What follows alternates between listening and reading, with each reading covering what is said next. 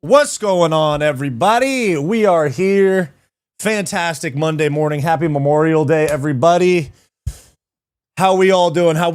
Tom Tanaka, what's going on, dude? Jordan Elliott, Jose Fernandez, Mr. 3. I know we'll talk soon, all right? I know we were supposed to talk this last week, and I got caught up with some stuff, but we will talk in the next couple days. How's everybody doing? What's up, fight fans? What it do? Fight Society crew. Dude, my hair's in a weird bedhead mood today. I just threw some water on it. It's fucking weird vibe with the hair today. But how's everybody doing? We got a lot to talk about. No UFC this past weekend, but we still got plenty to talk about. Feeling fucking amazing. Just got my girl back today, about to purchase tickets. Do you mean you and your girlfriend got back together, or do you have a daughter that you're allowed to see? Who's the girl? Let's go, Francisco. Everybody's doing good. Francisco Tapia, what's up, dude? Robest King Snake, Fight Society and Gurus, the goats of MMA YouTube. Yeah, you know, you'll see that Guru and Fight Society collab eventually. Army, what's up, dude? Happy Memorial Day. Today is to honor those who gave their lives to this country. Salute for all my friends I lost in Afghanistan and Iraq. Rest easy, heroes. You are not forgotten. Facts, dude. Shout out to Army right here. Army EP6. Happy Memorial Day, everybody, and thank you to all of those that have served our country. All right, we got a lot to talk about. It's crazy. No UFC this weekend. Beep, beep, baby. But we still have plenty to talk about. Rico. Rico got robbed. We had, apparently, Conor McGregor has not signed a new deal with the UFC. Therefore, the Max Holloway fight is one of his last 2 fights on his contract. We could be coming up on some very heated contract negotiations between Conor and the UFC, because you know Conor wants to go and box somebody on Netflix for like $120 million. And on top of that, we had Aiden Rosk Brandrisk event. That's actually the thing that has the most clips from this past weekend. Doing great on the right side of Earth. Hell yeah, dude. I think Yuri Unlimited title glitch has ended, but it's the Paramount era. Book Paulo versus Yuri. I think they're going to do Khamzat and Paulo at, I think they're going to do Paulo Costa and Khamzat at 205 for the interim. Well, I mean, to be honest, they should just strip Olberg. I mean, it's been enough time now. You know, the injury, the surgery's taking place. I can say, yeah, they should strip him, dude. They had Yuri and Jamal Hill both vacate the belt off of injuries. So in theory, if we're going to hold the same standard to Olberg, then we should be stripping Olberg as well. But I think they'll do Khamzat versus Paulo Costa. Maybe December pay-per-view, something like that.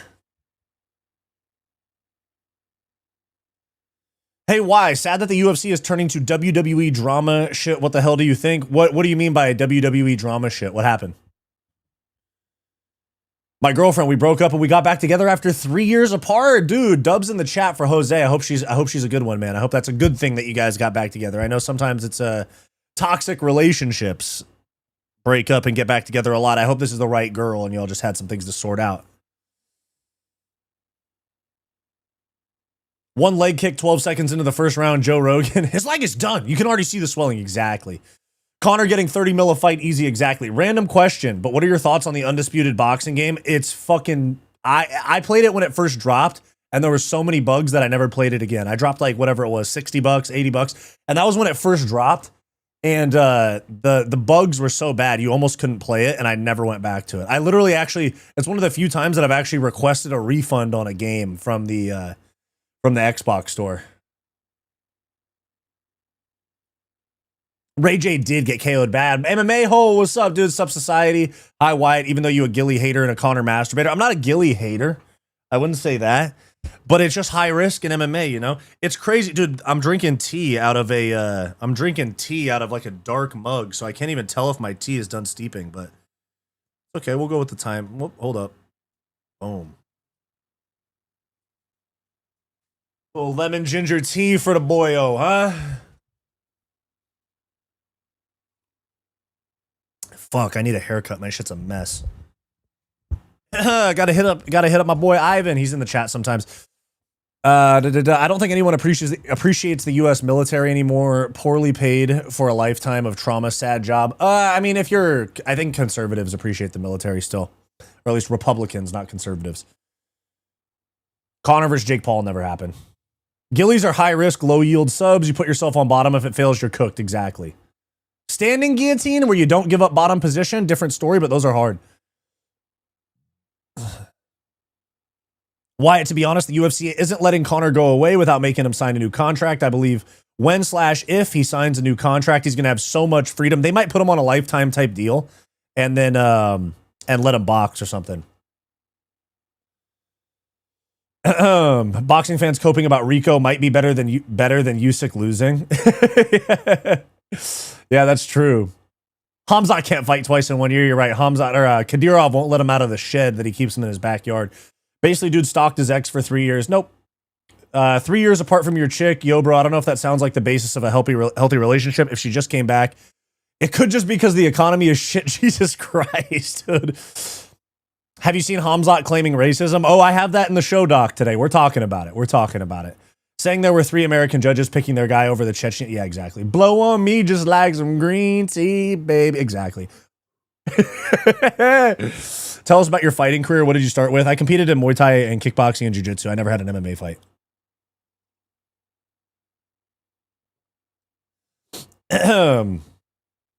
All you West Coast guys that watch Brandrisk were so lucky. Here on the East Coast, it was at 11. Dude, it started at 8 and it was so long. I remember I was chilling and I was texting one of my friends. Me and Aiden Ross actually have a mutual friend. And I was texting him I was like, yo, this card's fun, dude. Let me can you talk to Aiden? And because me and Bedtime MMA have been talking a little bit too. He wants to fight on Brandrisk. So we're talking. I'm talking to me and Aiden have a mutual friend, and they've done some business together before. So I was like, hey, dude, fucking, you think we could have a convo about it? And so he said, no promises, but I can put in a good word for you with Aiden. Yo, baby mama playing post a single. Damn. Where she at? Dude, that I swear, Iceman's all I'm fucking listening to these days. I play a couple songs off the other 2 albums. Like I play Road Trips and Ho Phase, then like off of Habib T, I listen to like classic Gen 5 stuff like that. But most of my listening has been Iceman. Why it looks like a crazy guy from my village. Yeah, no, but anyways, in regards to the Brandrisk thing, dude, I was up till like 1 a.m. watching that shit the other night.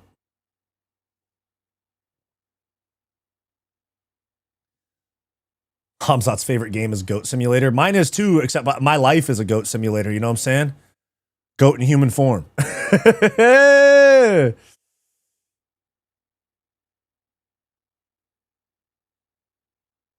I have a confession. I only like Gillies so much because I'm too lazy to work for another sub. Now you confess something.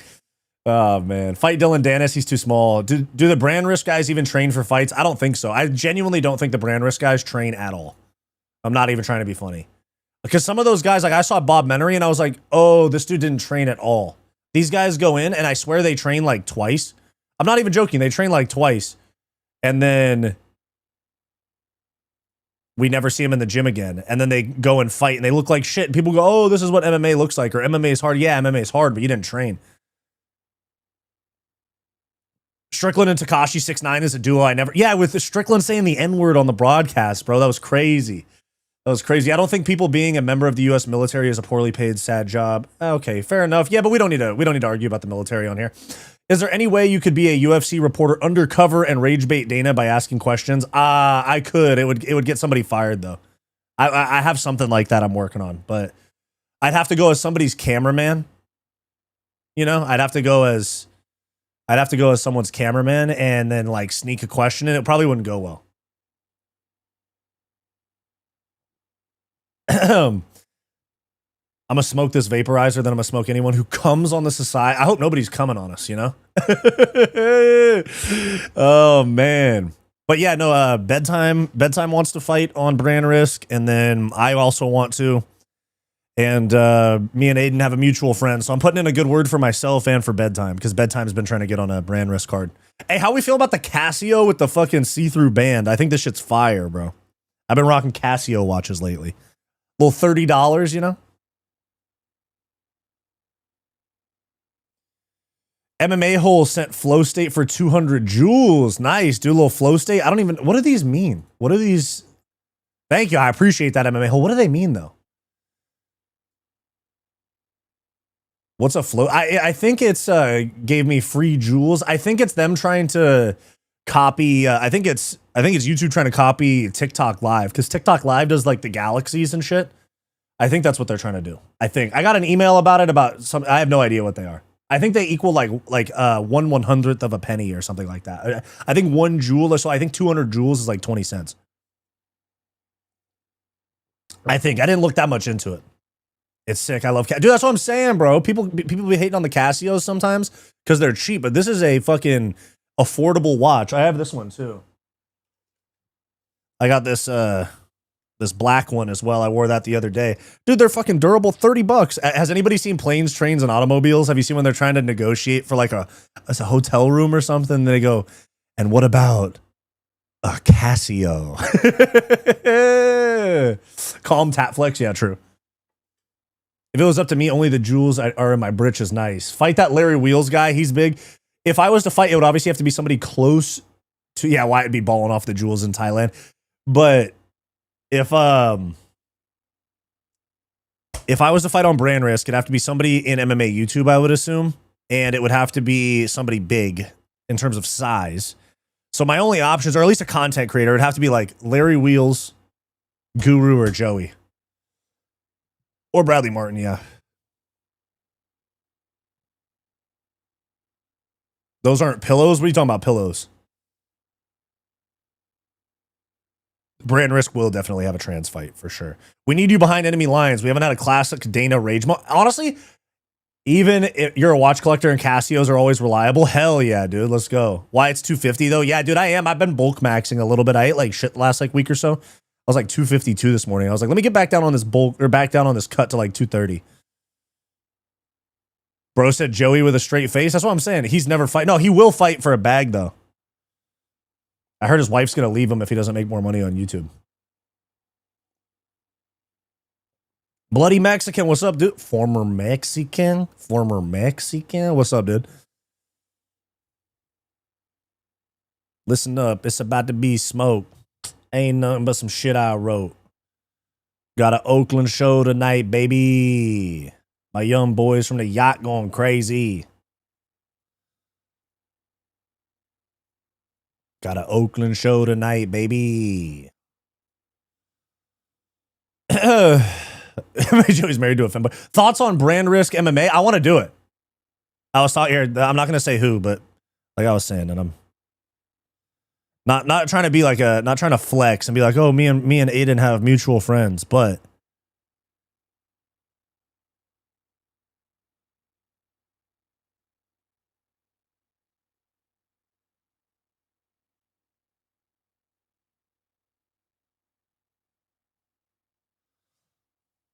he said, what did he say? What did he say?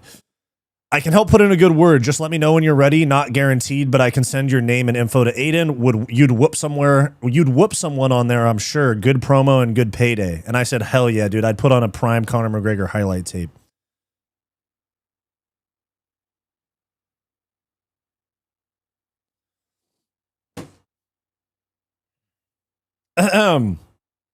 Are you sliding to International Fight Week? I'd say it's about a 90% chance that I'm going to International Fight Week. Me and Mr. 3 got to talk about some stuff in terms of like a meet and greet and stuff like that. See if we can make it work in terms of like a meet and greet or some sort of fan event.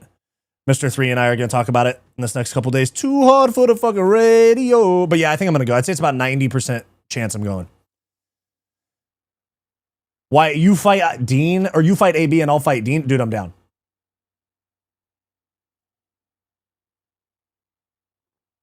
I'm a wrestler, BJJ, judo guy. Any advice for me getting into striking? I'm freshly 19 and have a year of boxing. Go train Muay Thai or Dutch kickboxing. Would Fight Society citizens want a massive UFC party on Thursday before the fight? Ooh, like after the press conference, something like that. Do you think those boxers fighting MMA guys or kickboxers don't train because they know they'll get a decision? I think they just don't respect the boxing acumen of guys that are coming from outside of boxing.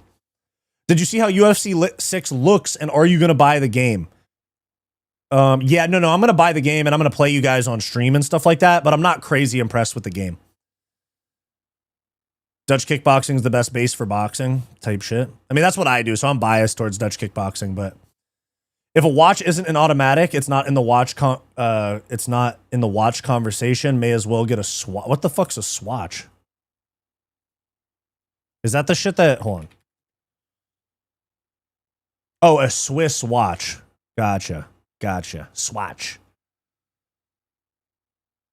And oh yeah, the Swatch just did the fucking oh yeah, Swatch just did that AP collab. People are pissed about that shit. Nice, I do Dutch kickboxing, nice.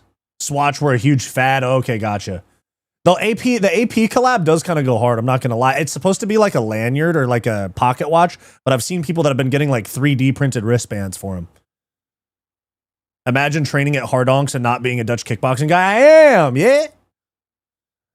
In my opinion, the only worth luxury watch is a Grand Seiko. Now that's a masterpiece. Nice, dude. Nice. I don't know much about watches, I'll be honest with you. I know like the expensive ones that rappers wear, like Richard Milles and or Richard Mills, however you say it, and then like APs and Cartiers and stuff, but I don't know. I'm not like a watch guy. That's, I'm wearing a $30 Casio with a see-through band. I think that's pretty explanatory, you know?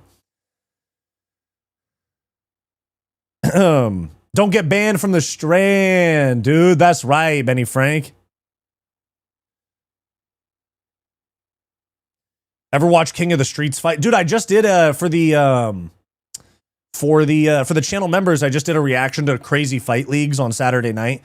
It's for the channel members. It's up there right now. But it's me. King of the Streets is one of them, and I was disgusted looking at that. And MMA whole DM me, and he was like, "Dude, you watched a pretty mild one, to be honest." It was a guy, he got kicked in the face and he headbutted the concrete so bad. You think they'll put pressure on Usyk for a rematch, or you think they're too scared to lose their undisputed champ? They'll probably do a rematch.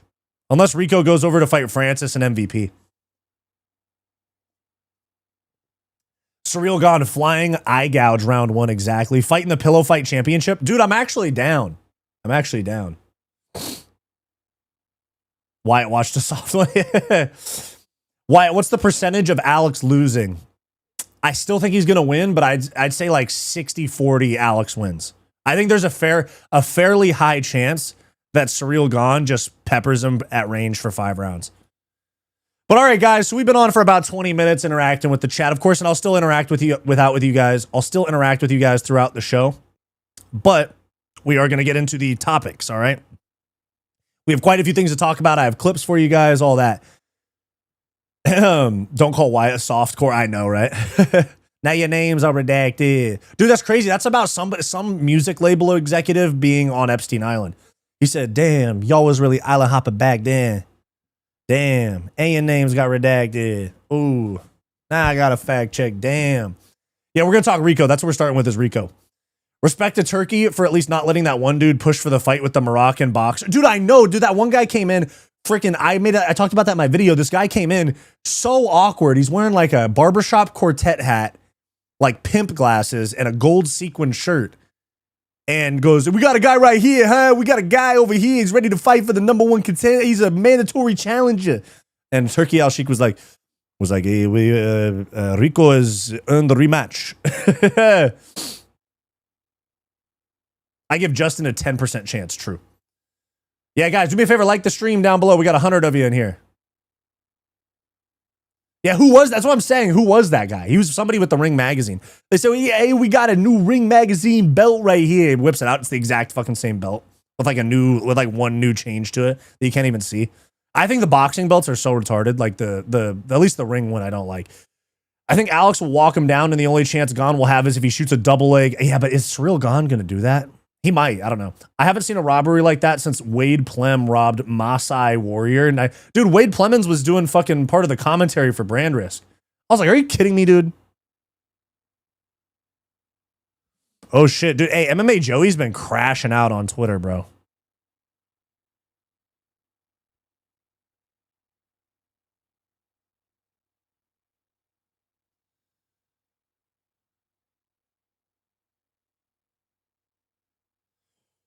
Wow, bro. This dude, MMA Joey, is crashing out so fucking hard. He's a loser. Straight up, dude. Straight up, MMA Joey's a fucking loser, bro. Crashing out. He tweets like 4 times an hour, just crying, bro. He's crying, talking about racism towards Muslims in combat sports. You should fight Wade. He seems like a good guy, but I'll fight him. You know, sounds good. Sounds like a good matchup. I think he's close to my size. He's like 6'3". It was his father's shows, yeah. The far majority of U.S. combat operate. Okay, I don't care about that. I think they'll change the color and the same. Yeah, exactly. The dirty boxing belt looks like a cheap laptop. It does. It truly does. Joey's not a legend. Don't go there. Fight Society will box the bleeding jaw off him. Yeah, Brandrisk was ran better than WBC, which is crazy to say because I thought the Brandrisk event was dumb. True. Power Slap is a better belt. True. Correct me if I'm wrong. Topuria had 2 fights at lightweight. Would that play a factor? Yeah, he fought Jai Herbert on short notice at 155. He got dropped with a head kick.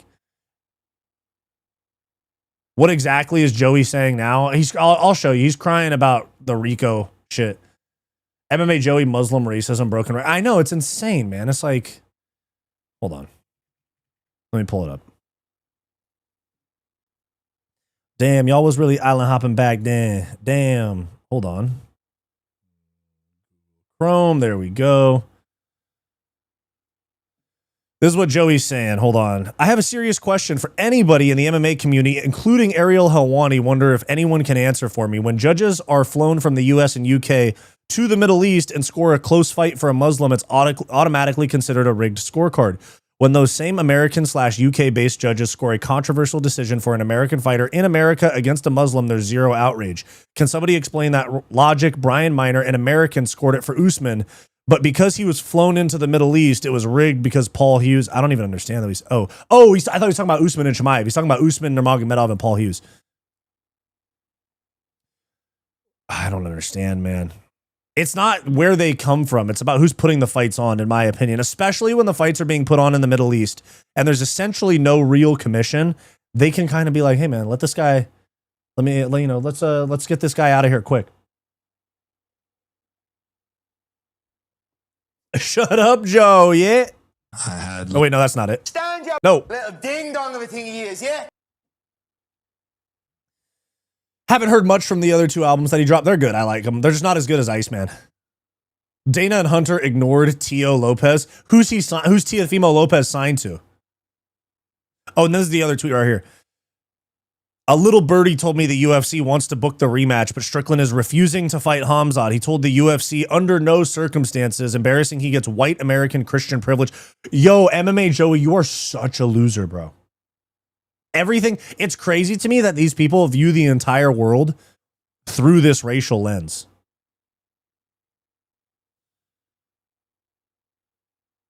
It's crazy. And it's, you know what's crazy is I don't view the world through a racial lens in this way, but the people that do, like Joey, will turn around and look at you and call you racist, even though they live their entire life through a racial lens. Crazy. MMA Joey screams racism. I know. MMA Joey's what I call my number 2. Yep. Drake not. Okay. Justin Morgan doesn't like Drake. That's all good. We are Ricoing our Verhoevens tonight. Yeah, we are. Hey, why? Do you? $30 watch is fine. As soon as you start impressing other people, you're done. That's what you know what? I appreciate that, bro. I am fucking standing my base. I'm standing my fucking base, yeah? MMA Joey appealing to the low IQ third world audience, pandering to them won't get you banned off YouTube. Fair enough. Strickland isn't even religious, I know. Self-hating whites, or I think self-hating anybody is losers, to be honest. I really want to see Max fight Dan Hooker after Conor. True. A little birdie, he thinks he's Drizzy. That's what I'm saying. He listened to Iceman. He says a little birdie did Strickland dirty. A little birdie did Khamzat dirty. Drake versus when did being racist become a bad thing? Jesus Christ. But all right, let's get into Rico Verhoeven versus Oleksandr Usyk, because we have the stoppage right here. And I talked about this in my reaction video. This is one of the most corrupt things I have ever seen in combat sports history. All right. Hating anyone, make sure, yeah. Jesus Christ, Sharkey. All right, so here we have, yeah, everyone's racist, exactly. There we go. But so here, this is the knockdown that we have right here. We're getting into the title topics, okay? We got Usyk and Rico right here. Did you hear the ref say that he did not hear the bell? Yes, exactly. And we're gonna get into that as well. I have that clip too. But we have, but right here we have. So that's the knockdown. This is, I'm not gonna lie, that uppercut was fucking nasty. Rico's head got spun, bro. Boom! Oh my god, dude, Rico's head got fucking spun, and he ate it too. He went down, but he didn't go out cold at all. Okay, so here's what we're talking about. He's doing the count. So he gets the 8 count. His mouthpiece is gone. Okay, so I'll admit, I said that there was no 8 count. I said there was no 8 count in my video on Saturday. I'll say I was wrong. There was an 8 count, and then they went right back into it. So I will say I'm wrong about that. I did make a mistake there.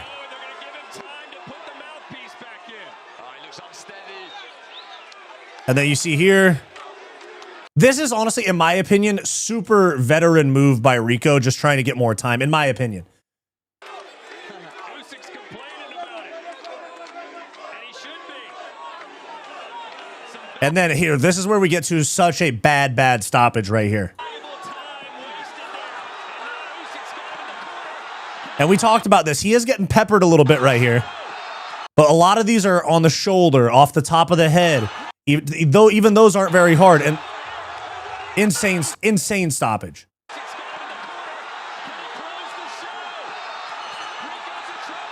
He stopped at like a full 3 seconds after the bell. That essentially that should be scored as a stoppage in between rounds, and that would be incorrect.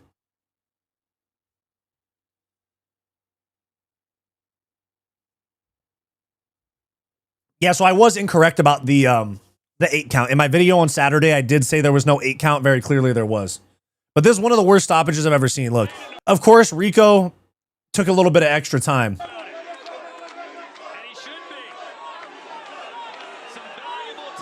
But okay, that left hand was on the chest. Both of those are grazing shots. That lands on the shoulder. That was to the chest. That was to the chest. Those are landing. Those aren't crazy, though. That is not the right stoppage, in my opinion. Good stoppage. Usyk was just measuring with his power with that combo. He was about to punch Rico's head off next throw. But that's the thing with stoppages, okay? Especially in boxing when you have an 8 count. I think wholeheartedly that you can't say, oh, he was about to go out. He is in there as a professional fighter risking his health, okay? I think that you can't say he was about to go out. I think you got to let guys go out on their shield a little bit more. He could have survived that, you know? He could have survived that. And the thing is that's really crazy about this too is the fact that the scorecards, I see some of you guys talking about it in the chat. The scorecards before the stoppage were fucking egregious, man. I mean, in my opinion, I had it 8-2 going into that round, possibly 7-3 Usyk, 7-3 Rico going in. Oh, you were joking, by the way. I hear you, MMA. My bad. But yeah, so I was wrong about the 8 count. But this right here, you can see on these scorecards. Let me zoom in a little bit. Can we get a closer look at them? So you see right here, 95-95, 96-94 Rico, and 95-95. And now they're talking about open scoring. I see you guys talking about. I thought it was 8-2. I thought it was 8-2 through 10 rounds. So it should have been 98-92, not 95-95. 7-3. See, yeah, 7-3 sounds about right too. This is why you never bet on boxing, boys. It's a hard lesson learned. True. I had Rico winning 6 out of 4. There you go. Exactly. Yep. I had it 6-4, being very generous to the champ. Exactly. That's what I'm saying. Is that this was all just fumbled so badly, and the way that they just took it out of like the entire fight. I mean, Mike Coppinger on his unofficial scorecard had it like 9-1 Rico. Like he was very clearly winning the fight. And I understand I was looking at it from a little bit of an MMA perspective on damage and things like that. And some of these boxing refs might have been judging it on the like boxing scoring points type of criteria, you know, where like, oh, he landed more scoring punches than Rico or something like that. But still, it's just like Rico was so like, you can look, that's the thing that when you when you start to get grappling into the mix, casuals can kind of lose the plot a little bit. But when you're watching boxing or a striking match, it's pretty easy to tell who's winning a fist fight. Even if you actually don't know, even if you truly don't know like the rule set, you can pretty clearly judge who's winning a fist fight. And Rico was pretty clearly winning. To be fair, boxing scoring criteria is kind of unclear. Exactly.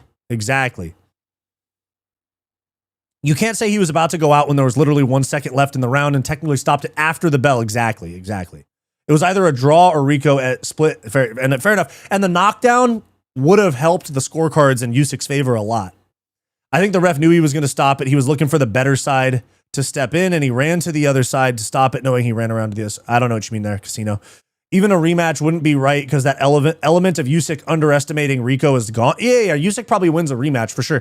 But then you even see Mike Coppinger right here, who was the on-broadcast unofficial scorer. He said, gave Usyk 2 rounds heading into the 11th. Could have been maybe 3, but if this fight went into the 12th, he would have had a 10-8 round in the 11 and likely would have scored the KO in round 12. Usyk dug deep. So, I mean, yeah, maybe Rico gets KO'd in round 12, but we have to actually fight round 12. You know, we have to actually get to round 12 to see if that's what would have happened. I think the one thing to counter your point about scoring boxing is that volume means more than damage. If that damage doesn't result in a knockdown or fair enough. Yeah, you're right. The hardest fights for me to score is one championship Thai boxing. Yeah, Muay Thai has a weird scoring system because they emphasize the clinch a lot in the Muay Thai scoring system.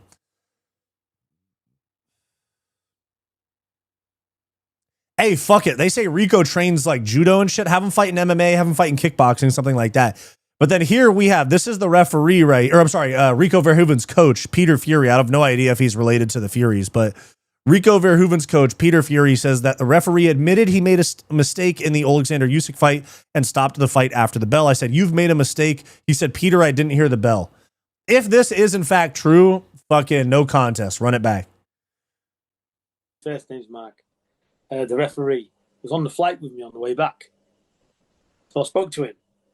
I went over, and the best way to sort any dispute is go and ask him the question, isn't it? Yeah. To the person who's done it. I said, you've made a mistake. And he said to me, which is very important, he said, Peter, I didn't hear the bell. Yeah? I said, well, now that I believe, because I didn't hear the bell either. I didn't hear the bell. And to be fair, for some reason in that round, maybe it was because of how loud the crowd was during that flurry, it felt like the bell was so easily audible.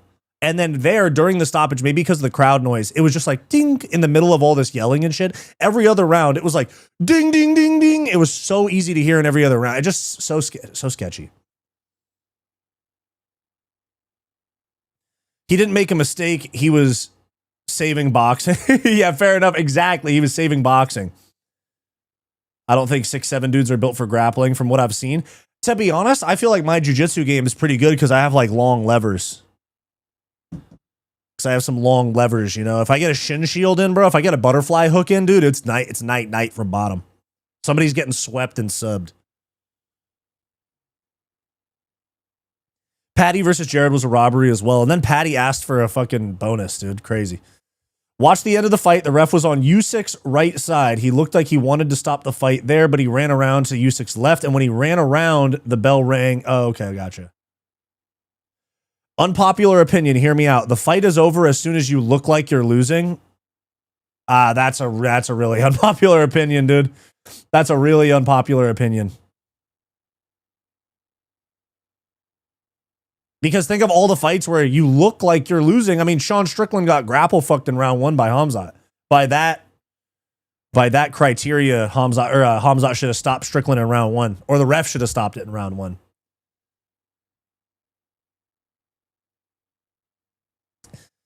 Okay, we all know this was corrupt. What can we do to fix or aid this? Stop doing crossover boxing matches. Just leave boxing over in the corner to like still think that they're relevant.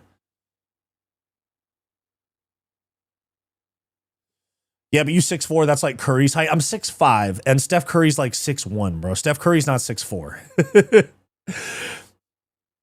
Just in this, okay, I understand where you're going with it, but that is a very like vague thing. As soon as you look like you're losing, I mean, Sean would have got stopped in round 1. Leon Edwards would have gotten stopped before his head kick. Look like you're losing is not the right way to put it. I think a fight gets stopped as soon as, I mean, what the rule is, as soon as you are no longer intelligently defending yourself. Curry's 6'3", yeah, he's really 6'1". What's your favorite brand of boxing gloves? My gloves are all like from like MMA and Thai brands. I don't have like, I know the boxing brands are like Cleto Reyes and Winning and shit. My stuff currently is Sanibel. I have Sanibel boxing gloves and shin guards. And then before that I had Yokow. But I really like Sanibel, dude. Wait, King Cloudy, what did you say? I think I missed what you said. Oh, boxing corruption is so deep they don't even care how bad it looks. They never have. True. Yeah, there's really nothing to like get upset about here because we know that there's going to be corruption in these fights. Boxing judges are so corrupt. Almost every big fight there was one fuck up. Exactly. You win. Thanks for the time. If a fighter turns away, that could make the ref stop it. Yeah, that's kind of why Tatsuro Taira got stopped against Josh Van. But let me see. Let me put a poll in there for you guys. I want to see what you guys have to say.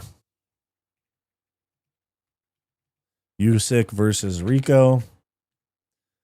Bad stoppage / corrupt. Or good stoppage. All right, guys. I just put a poll in there. Let me know what you guys think about that. Your jiu-jitsu brand? I'm a tatami guy. Dude, I use a Takedown. They make wrestling and MMA gear. I wear Takedown mostly.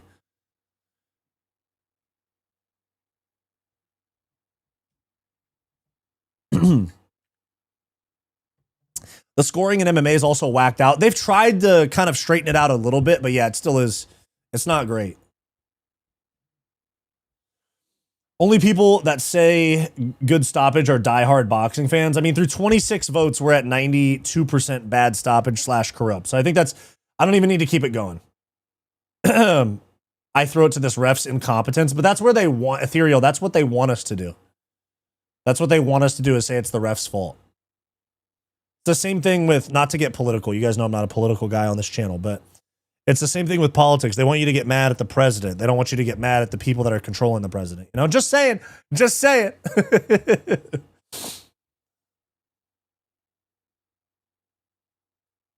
$10p gear. I got, what's Datsura? Let me peep that.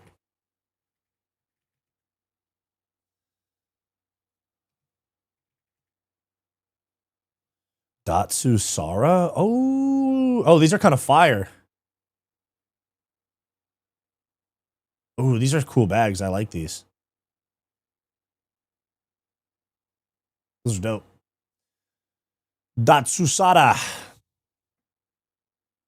I voted good stoppage for the yellows. You couldn't hear the bell from inside the ring? You should be able to.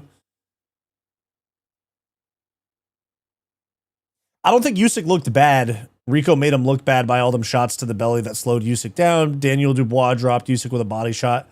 That's his weakness. Well, yeah, no, Usyk didn't like look like shit. I hear you on that. He didn't come out and look like he didn't train. He just looked like he was unprepared for the confusing nature of Rico. Because here's the thing is, with these boxing guys, they all have pretty similar rhythms. And then you get a kickboxer or an MMA guy in there. This is with Rico. This is with Francis Ngannou versus some of these guys. You do get like a little bit of weirdness because those guys have an awkward style compared to like traditional pro boxers. Who has the best shorts in MMA? I think it's Volk. Dude, I think Pantoja has fucking sleeper shorts. Those dragon designs are sick. Volks are dope. Taporias are dope. I'm sure McGregor's are going to have money on them. McGregor's is going to be fucking sick. They're probably going to be ugly, but they're going to be fun. Let me turn my AC off. It's cold.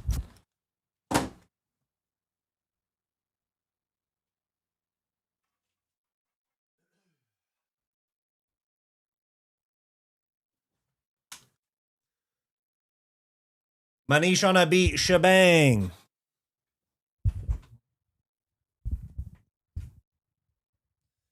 Khalil has dope shorts, I know, and I hate that he's the one that has them because he's just a weird cult member type of guy. He's literally in a cult, in my opinion. I made a video about it like a year ago. Conor gonna wear a fight thong. True. Do you like the gladiator style shorts? They're okay looking, but they're kind of just unnecessary. It's a lot of unnecessary fabric.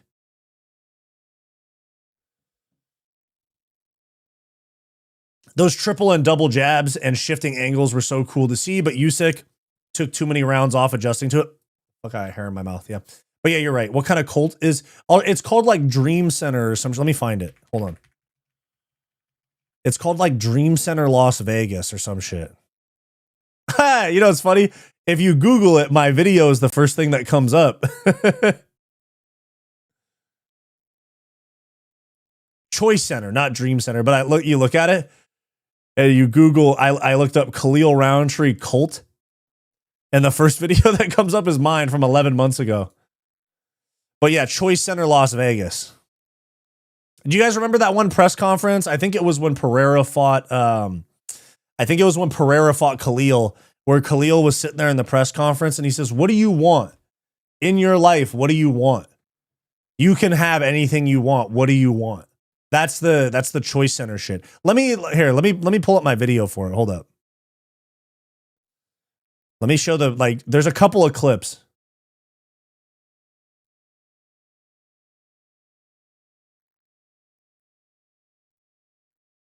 Here it is.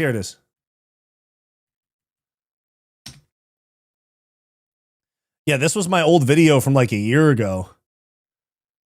And then this is me talking, showing all it. Of your dreams, what would it feel cultish if you ask Wow, dude, I sound way more confident on camera than I did a year ago. Damn. me? Now here's a couple examples. This question, right? Everybody in the crowd, ask yourself this question. Like, what do you want in life? Like, what do you actually want? Not material, right? Not material. When it comes down to like a feeling, of a vision that you see of yourself, what do you want? And what's... Anyways, I don't know if that music's going to get copyrighted, but that's kind of the gist of it. It's this thing called Choice Center Las Vegas. There was PED Olympics. I saw that, the enhanced games. Khalil's a weirdo. Yeah, he is weird. Yeah, Tyson Fury. Yep. I'm still waiting for a boxer to come to MMA or kickboxing. James Toney came over and he got his ass kicked.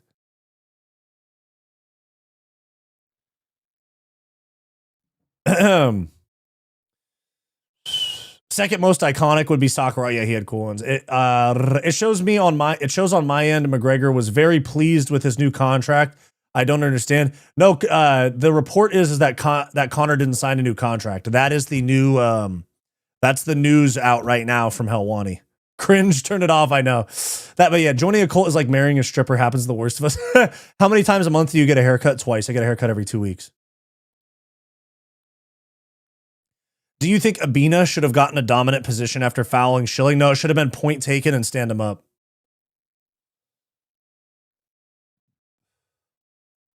In life, I want to see Khalil shut the fuck up. Yeah, true. If I was in Rico's corner and I was putting the mouth guard in, I would have dropped it. The ref might have waited and let him pick it up. And yeah, he did. He almost did drop it. I bet Khalil likes feet pics. Yeah, but you do too, Justin. You know it. You know it. Don't lie to yourself. Don't lie to you. You can lie to me, but don't lie to yourself.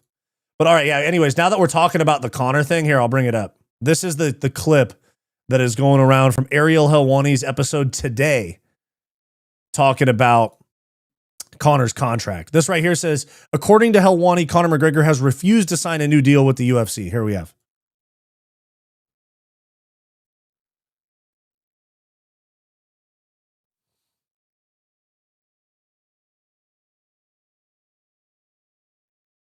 Oh shit, hold on, I didn't change my screen. My bad. Let me start it over. My bad. Story. Conor comes back. They didn't sign him to an extension. They wanted to. He didn't want to. So Conor has 2 fights left. And so he's got this one on July 11th and then presumably one first, second quarter of 2027. And then what happens? With the streaming world, with Netflix, with Amazon, all these people paying big top dollar for sports. Could you imagine a Conor McGregor fight on the open market? What do you think Netflix would pay for that? They would pay a lot of money, I could tell you. And so that to me is almost as interesting. Let's see how he looks in this fight. Let's see how he looks in that second fight. And let's see what kind of dollars he could command around this time next year. If he looks good and beats Max and they want to re-sign him and they want to re-sign Conor, I'm telling you guys, it's going to be $100 million a fight from the UFC. That's Conor's going to want $100 million, or he's just going to go take $100 million from Netflix to fight Jake Paul or to fight Nate Diaz on MVP MMA, or he's going to go over to BKFC because BKFC, Conor is a part owner. Conor would actually be directly benefiting financially if he fought for BKFC.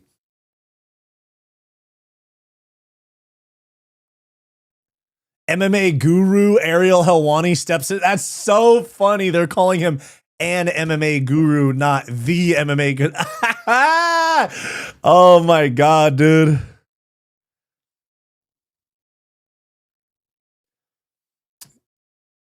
Hey, why do you think the do you think the McGregor fight will really happen, or just for the hype it's going to happen? Conor owns the show. That's the thing right here. And Fight Basics said this in their post right here. Because whether people want to admit it or not, Conor McGregor is irreplaceable. That is 100%. I know a lot of you guys don't like him. I know a lot of you guys don't like him. I know there's a lot of you guys that don't care to see him come back, especially with all the crazy things that he's done in his time away from the sport. He is the biggest star in MMA history and a top 3 draw in combat sports history. Yeah, guys, do me a favor. Like the stream down below. Like and subscribe. MMA guru Ariel Helwani, friend of the show. I'm tired of all this Rico talk. You suck. Not you suck. Usyk, not you suck. Yeah, Usyk wasn't even trying. Yeah, I know, but he still lost. Should have lost. Why do you think so many UFC fighters seem to be into anime? I don't hate on it, but it can be a bit cringe if it's your motivation, especially that one reporter with the painted... Jose Youngs from MMA On Point. No, not MMA On Point. MMA Fighting. I think that it's because there's a lot of battle and discipline. I think that it's very much in the same vein as martial arts. I don't watch anime, but a ton of guys that I train with watch it. What the fuck is me second bell, yeah? I just think that it's in the same vein as MMA. It's like main character syndrome, discipline, battle, all that shit. Character arcs, things like that. It's actually kind of similar, yeah. I would imagine he would go for BKFC since he's an owner. Do you know if BKFC is profitable? I think they're nearing profitability.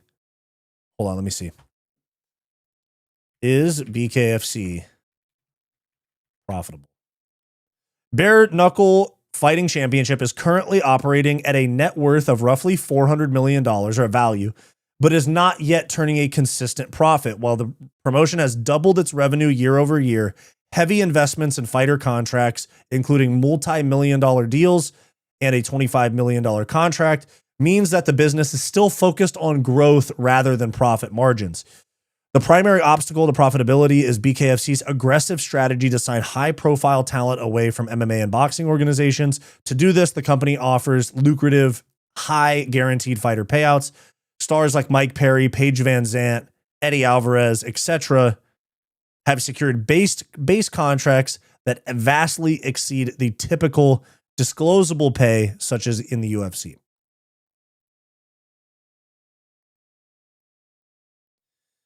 Then some people on Reddit, they have debt still. They have debt, so they're not profitable yet.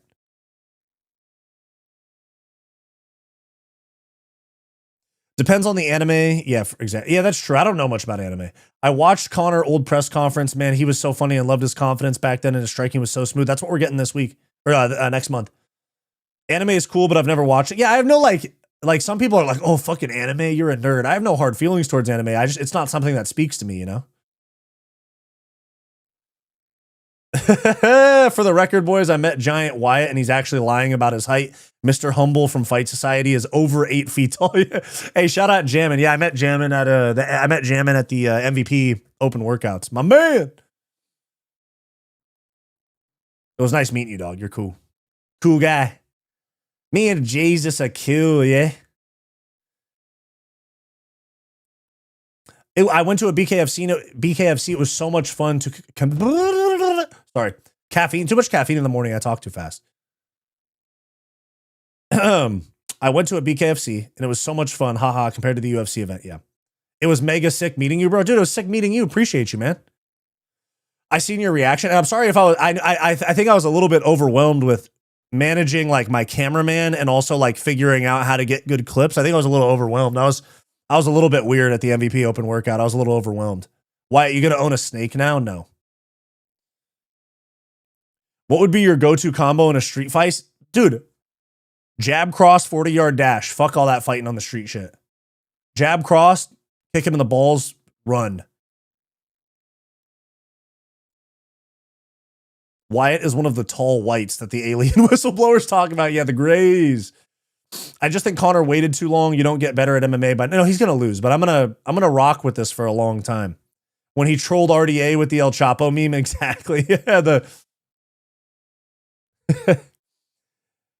I seen your reaction to the Usyk Rico fight got stopped. After you watched it back, do you still think Rico got robbed? Yes, but it's not as bad as I thought. Joe Pyfer, you see him IRL, what will you do? I'd walk up to him and shake his hand and say, I hope he's doing well.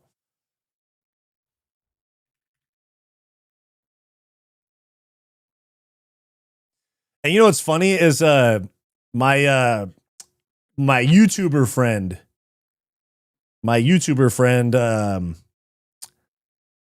Eric Sermonara right here. I met him at RAF. He's a cool guy. He was with Joe Pyfer. He went to go train with them in Philly. And I commented, I said, Joe Pyfer, friend of the channel. And he said, I need to piece y'all relationship up. And I liked it. I was like, if he wants, but then he went and trained with Joe Pyfer. Here's a clip of it. And I was like, damn, dude. I just, 10% of me wonders if I got brought up. Like, I don't think I did, but 10% of me wonders. This is the video. What's up, guys? We just got back from Philadelphia. Oh, hold on. I got to chill with that music there, though. I don't want to get copyrighted, but this is him sparring with Joe Pyfer. Met up with my guy John, the owner of Marquez MMA. Got some incredible footage, great training. Actually, let me know if you guys enjoyed this video and want more like it. We're going to be in Dallas next weekend for the RAF 09, so we definitely have a lot of content coming. I've been to so many gyms, and because fighting is such an individual sport, you always kind of feel that energy. But at Marquez, the energy is just different. It's a team and family type vibe. We'll see. I don't know about all that. There he is, boys. There he is. Best friend. My literal best friend, bro. Dude, I fucking was working. I had lust issues. I had, sliced me up. This guy Ben Ice. I was like, bro, this is like good. It was so bad. Yeah, bro, my man. All right, we're gonna speed this up a little. Came by, sprayed the whole shit up. One dude died. Fucking crazy. I guess North Philly, but I guess that's bad. Yeah. Where should I stay? Yeah, Philly is definitely like the most dangerous I've ever felt. Okay, now I'm starting to lose a little bit of interest, but I want to get to Joe Pyfer. Talk about Joe Pyfer. Yeah. It's bad over there? Jeez. Gave me gloves. I thought I was just doing the grappling and jiu-jitsu, but now I'm putting on MMA gloves. Terrified of a knock, yeah? Terrified of a fucking knock, yeah? We'll see. Where I'm fucked. There's Mr. Joey John P. had to do some drills here, working on some footwork, entering and exiting safely. And this is such a cool thing about this gym is there's guys in there who are 18 years old about to have their first fight. There's also Joe Pyfer, who's the number 6 middleweight in the world. And anyways, you guys get the point. He trained with Joe Pyfer. I had lust issues. I had, Who's going to be the main event in Serbia? It's Uros Medic and Joe Pyfer. That is actually funny enough. Let me look right here. Before we get to that, we have one other fight announcement to talk about because we have a sick fight that has been added to UFC 329, baby. The Professor Finesser, Ethan Ewing. We got 6-0 Farid Basharat against 2-0 in the UFC. Ethan Ewing. Bro, this is such a banger fight. Getting added on like 6 weeks notice. Hold on. Let me catch up with you guys in the chat. D-Rod and Medicis, yep. Careful, guys. He might read your minds. True. Wyatt folded for Ariel, so he's folding for everybody. That's not even close to true. I didn't fold for anybody. I'm just a nice guy. Because that's the thing. Oh, my God. You guys might comment. Like, what do you guys want me to go and fucking, like, knuckle up with Ariel Helwani? Wyatt is just a long-lost brother of Pyfer and Gaethje. True. Your salty brother from another mother. Exactly. Seems like the men's mental health grift is the new born-again Christian. That's exactly what it is.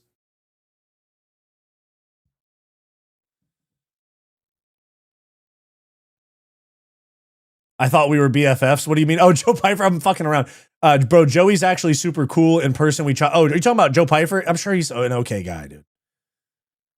He just, I made a video because he lied, in my opinion, about wanting to kill himself because he cheated on his girlfriend and he had a problem with it.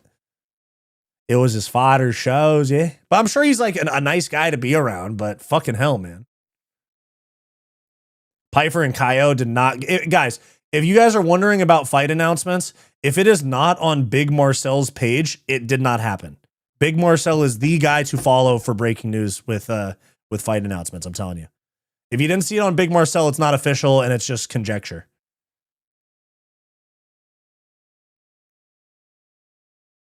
Eric's Airbnb got hit by a drive-by. I saw that. Who should Pyfer fight on the Philly card?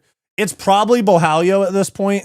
I could see who else is up there at middleweight, because they're going to do DDP versus Kamaru Usman. That's not announced yet. That's going to get announced this week. But they're doing DDP and Kamaru Usman at 185 as the main event of Oklahoma City the week after Conor. Ethan going to ruin another 0. Yup. Still waiting for the Farid Basharat, Michael Venom Page. What's up with that? They're vastly different weight classes.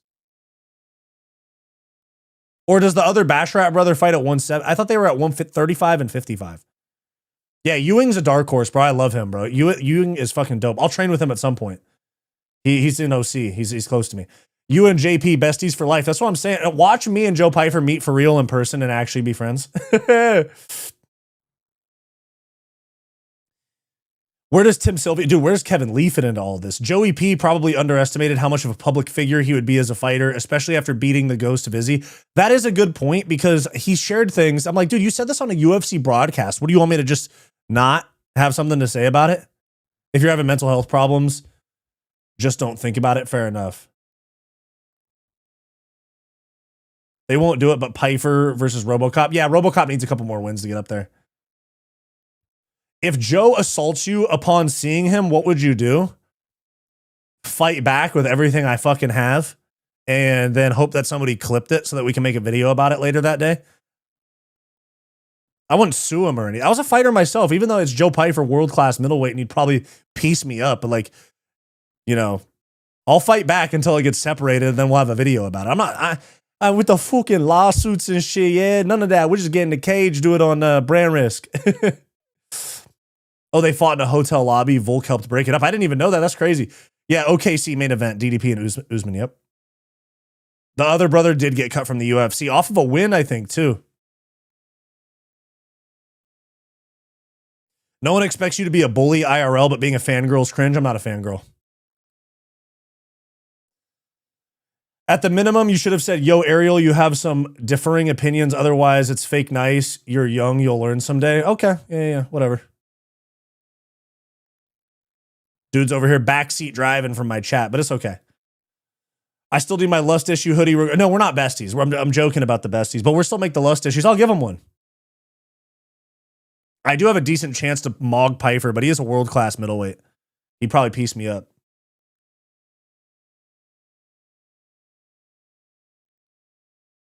Nah, bro. Nah, I think bro had the right interaction with Ariel. That's what I'm saying, dude. That's what I'm saying is like people wanted me to go press him. And also, you guys don't know, I cut out a little bit of that footage. There's a cut in the middle of that interaction. You guys don't even know all of what I said to him. What do you think about Namo Fazil from the MVP card getting signed to Dana White Contender Series? Does he have a chance against Arman? I think he fights at 170, though. Didn't you make the video after? Which video?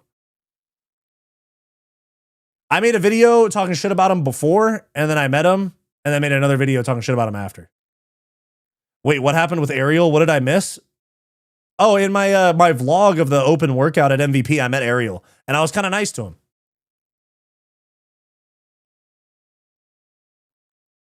Yeah, Wyatt, go confront everyone IRL like life's a video game. That's what I'm saying, bro. Especially at that place. You guys should have seen who was there. Fuck around and get shot. No, I'm just kidding. Did you watch Sean commentary where he roasted Aiden and Neon? Yeah, and Sean said the N-word too. A lot of armchair warriors in here said you should have been really immature and petty about exactly, yeah. Which top 15 welterweights at the moment do you think Conor has a real 50% chance of beating? Fucking zero, bro. Who's ranked at welterweight right now? Let me see. Read my chat, dog. Peak jokes. MMA hole. I'm seeing them. They might. Oh, what would you do if you saw DP and DDP do PEDs and then DP Dana at the Diddy party? I'd join in. No, I'm just kidding. Not agreeing on stuff doesn't mean you have to be confrontational. It wasn't the time. There's a million people around. It's like if we were on a podcast if we were on a podcast, I'd say A, B, C, and D. That's why I don't like you. But just in person, he's there just taking it in as a fan as well. He wasn't like with media or security or anything. Like, he was just there watching. Like, what do I look like going up and be like, hey, you talk shit about some of the guys I like. The chat does just want me to fight somebody. What did you do before YouTube? I was a personal trainer. Conor beats, let me look. Sorry, yeah. Let me come back to the featherweight rankings. Or featherweight. Welterweight. Okay, Islam loses. We're talking about Conor McGregor, all right? Islam, Conor loses. Conor loses to Ian Gary, Prates, Morales. Maybe a shot against JDM and Bilal. Sean Brady probably wrestle fucks him. I think Leon, he has an okay chance. Keep in mind, these are just small chances, but Buckley probably fucks on him a little bit. He's too big. Former middleweight. Amasov subs him. Bonfim grapple fucks him. Mike Malott, Conor might actually be able to beat. Medic beats him. Venom Page beats him. Not DDP. D-Rod could lose to Conor as well. I know those are all like delusional, but they're very small chances. I mean, like any chance at all. That's what I'm getting at.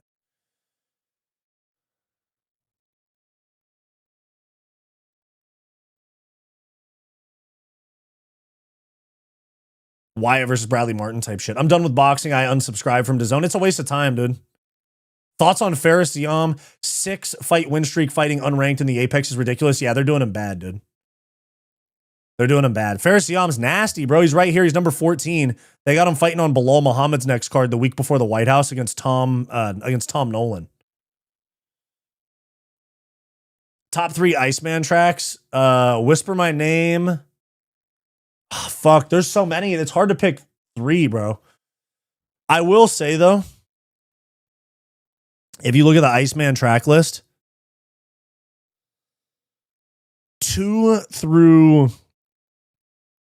like 16 are all crazy. 17 and 18 are okay. And of course, you know, the intro's a little slow, but Dust, Whisper My Name, Janice Shut the Fuck Up, Ran to Atlanta, Shebang, Make 'Em Pay. Dude, Burning Bridges so slept on. Wish, yeah. And then National Treasures is dope. Bees on the Table, Plot Twist, Too Hard for the Radio. There's so many dope songs on that one. Wow, you got a lot of people trying to bait you today. Yeah, it happens sometimes. Sometimes it's just the vibe in the chat sometimes. Sometimes it's chill, sometimes it's not. But yeah, Dust is great. D-Rod is Conor's only chance. Fair enough. I can't believe I'm saying this, but it's true. The influencer boxing card was more... That's what I'm saying. I was watching it. I was texting my friend. I was like, this is a shit show. This Brandrisk thing is a shit show, but it's fun. Meat Rocket fought under the name No Neck. Dude, I've been following No Neck Jay for like 3 years. He's hilarious. There was actually a point in time where this is before YouTube was really like working out for me. There was a time where I was actually talking with No Neck Jay about being an editor for his YouTube for like a quick second, and he was so hard to deal with. I just stopped responding.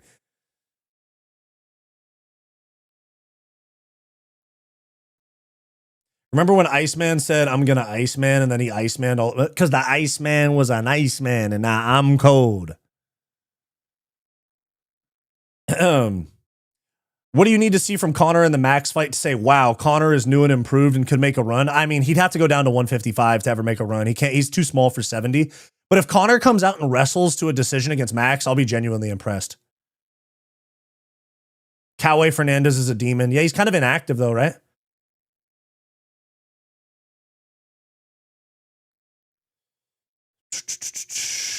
Can we all just get along while these people talk about Conor? He's done and don't think he turns. Yeah, he's going to turn up. I'm telling you. We need DDP Usman. Yeah. These welterweights are like 2 years older dudes in high school that are bigger than you by a foot. Yeah, exactly. Dude, in high school, I was on varsity basketball as a freshman. I was 14 years old as a freshman playing on varsity basketball. And I remember looking at the 18-year-old seniors and I was like, these guys are 30. What the fuck?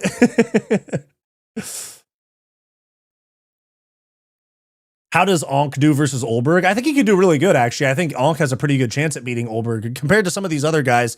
I mean, like Yuri has too low a fight IQ. Khalil Roundtree's too small and would just strike with him and get pieced up at range. Guskov and Blachowicz probably can't touch him, but Onk has a serious chance. Bro, it's crazy that Pusha T ended Drake's diss tracks with one song. He responded to a lot of the Pusha T stuff, and Pusha T was in the Epstein files. I don't want to hear about Pusha T. Tell me a fight to watch now from the last year of like any fight whatsoever. Brandon Royval, Josh Van.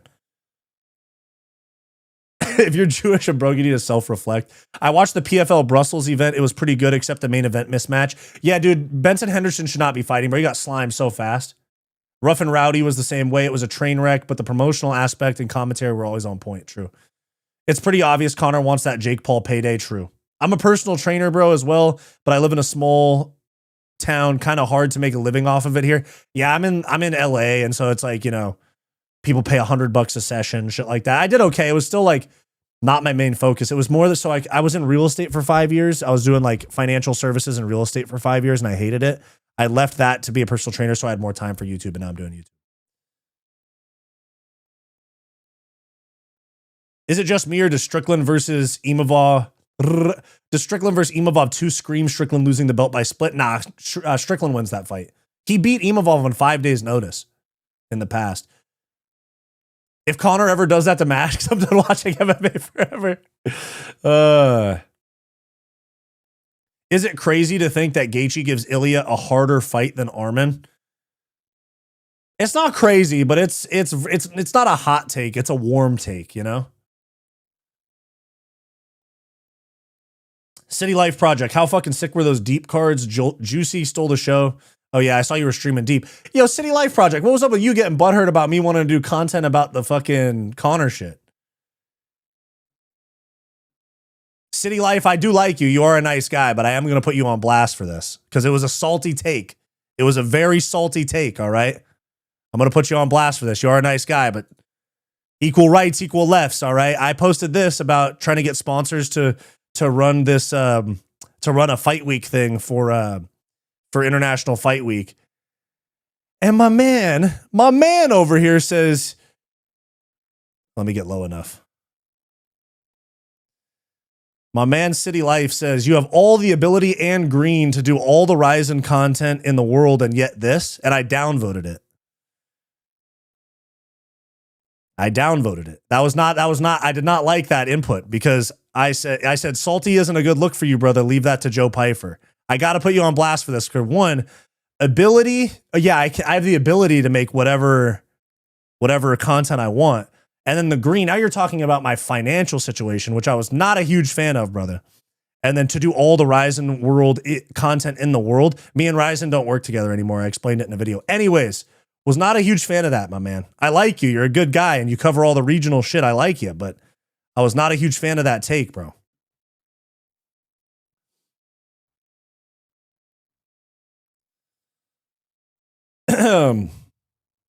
Benson to Raf. Benson competed in Raf on the one in Arizona I went to. He got smoked by Aljo.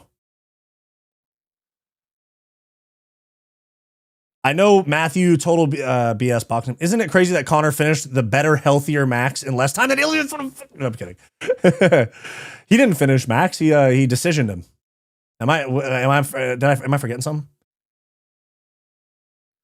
I don't think he was trying to shit on you. I know. I don't think he was trying to shit on me, but I was like, damn, bro, just because you make all the Japanese content doesn't mean I have to do the same thing as you. And I did business with Ryzen, actually. I had a talk with them. We emailed a little bit yesterday. Joey's salty ways rubbing on Wyatt. No, I'm not salty. I'm just in a little bit more confident of a place to talk back at people that have negative things to say about me, where I'll be like, hey, say what you got to say, but I will put you on blast and respond publicly. That's what I did with Joe Pyfer. This is the energy I keep. Wyatt, do you think your parent company, Ryzen, can take over the UFC? Me and Ryzen don't work together anymore. Joe Pyfer fights collab part 2, yeah. What up, Wyatt? Love your channel. Thank you, Nick. I appreciate that a lot, man. Let's get into the UFC Serbia fights, all right?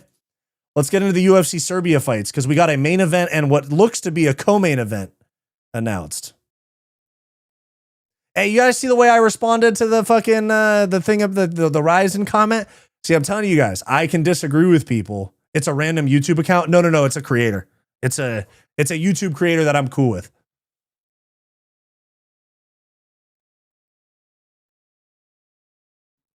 It's an MMA creator that does a lot of the regional and Japanese stuff. All right, guys. So here we have on Big Marcel, we have UFC Serbia main event officially announced right here. Not by the UFC, but if it's announced by Big Marcel, it's official. Here we have Uros Medic against Daniel Rodriguez as the main event. Number 13 against number 15 in the UFC welterweight division. Sick matchup. I think your Uros Medic is going to win. He lighter man skill. He came up from 155. All that different shit. There's a lot of reasons, especially with D-Rod being in prison, you know. But I'm going with Medic by decision, probably, maybe late round finish. And then we have what's probably a co-main event. I've been saying to you guys it's a Serb headlining in Serbia, but still not a great main event. But then here, guys, sick co-main event. I've been telling you guys for a few weeks now, Rakic is going to heavyweight, and now we have it. Rakic versus Marcin Tybura. Ooh, excuse me. That was a hot burp. That shit hurt, bro. And so we have Rakic going up to heavyweight. He's already a fucking massive, massive light heavyweight. So him at heavyweight, he is going to fucking hurt Tybura badly.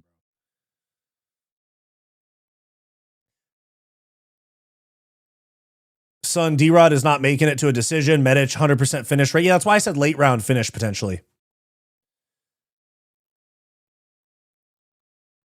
Will Islam struggle with the taller welterweights? His defensive footwork's odd. Yeah, I do. It's interesting they gave him D-Rod, but I'm assuming they didn't want the chance of him getting beat up by fighting in his own country, so they want to slow burn and give him that popularity boost there. Yeah, true. The main should be Pavlovich and Spivak. True. That'd be fun. Tybura is just too athletic for Rakic, dude. Bro. MMA Hole, thanks for the 2. Here's your sponsorship for the day. Thanks, Daddy. Dude, what's up with this like weird off-center happy trail for Tybura too? And you guys remember his like weird fade, like the off-center hard part that he had? Oh my goodness. Oh my God, he on X Games mode. And then guys, this is what we have for UFC Oklahoma City so far. And we are expected to get DDP versus Usman announced this week. But co-main event almost for sure. Number 11 ranked Jared Cannonier going up against number 13 ranked Christian Leroy Duncan. And I'm noticing a pattern here. Yeah, we get some big main events on fight nights now, but basically now what it is the main events of fight nights now are those guys that are ranked in that 10 to 15 range for the most part. Of course, we get other ones like Izzy versus Pfeiffer in Seattle, shit like that. Top 10 guys in Macau this weekend, stuff like that. But CLD and Jared Cannonier, they're going to be the co-main event. And then we're going to have, this is a scary fight. I'm telling you guys, this is a weird fight because we have Kevin Holland, who weirdly flukes wins that he shouldn't get at times, and then checks out in fights that he should win. And then we have Jacoby Smith, who's just been fucking sliming people, dude.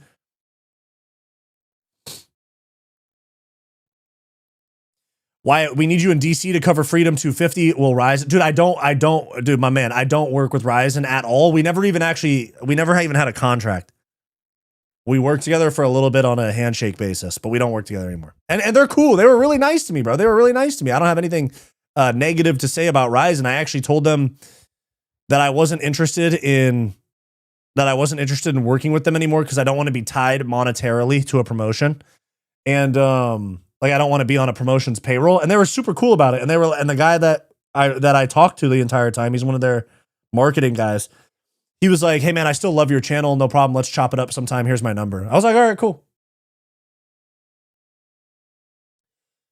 Duncan by decision. CLD nearly lost to Roman. I know that's bad. Jacob nearly gassed to Nico Price. I know, but that's the thing. I'm actually leaning towards Kevin Holland in this fight because Kevin Holland does have at least a certain level of durability when he doesn't just check out of fights.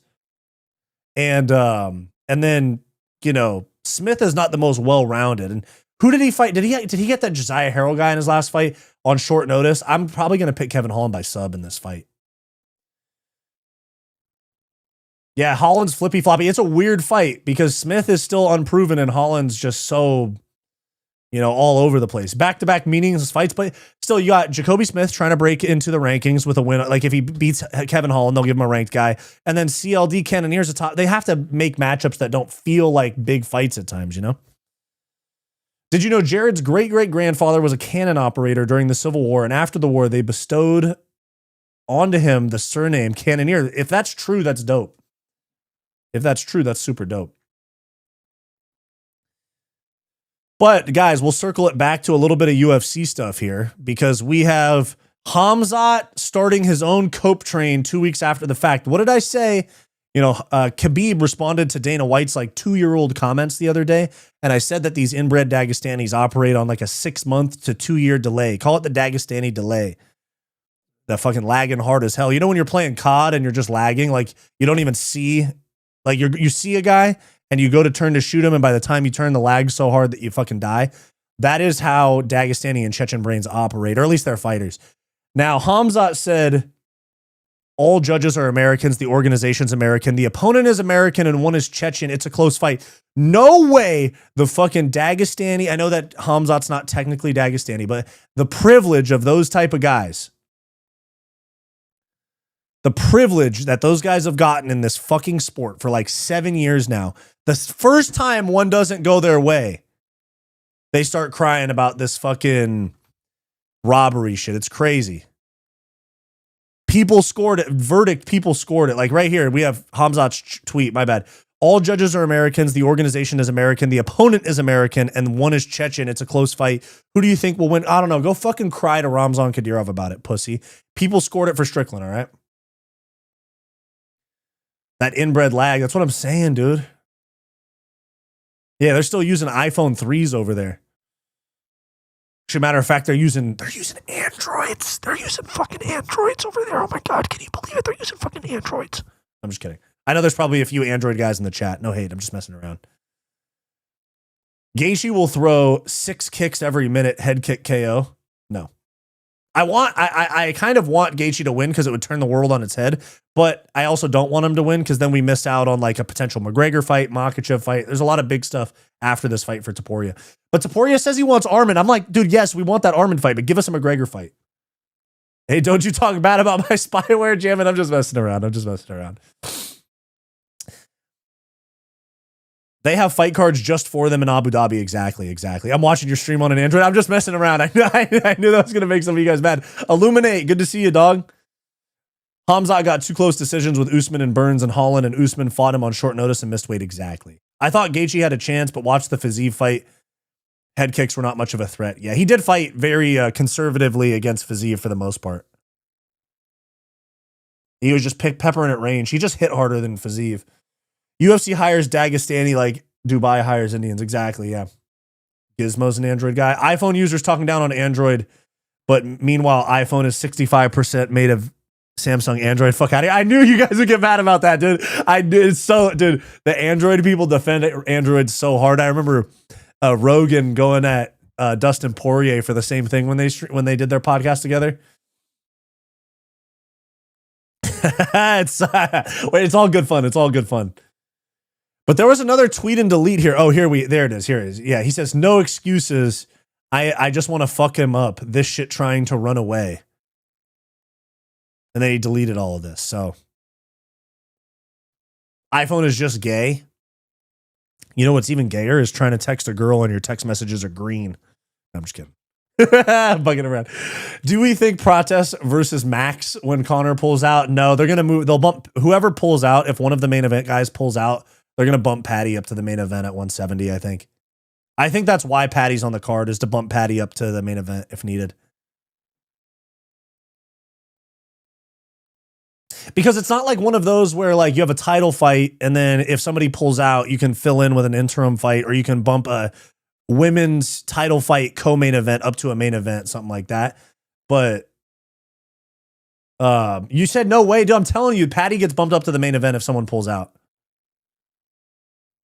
Oh my God, they got to put someone from Team Khabib on that card, bro. Put like Tagir Ulanbekov on the card so that we have Khabib and Conor in the same fight week. People act like Gaethje's a KO artist, bro. Gaethje's a fucking decision merchant, bro. No, I'm just kidding.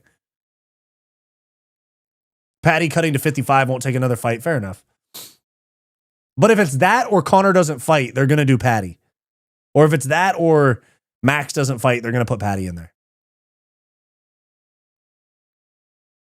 Just finished Van versus Roy Volt. That's like a 25. Oh no, it was a 15-minute fight. You definitely were able to watch it in 15 minutes or so.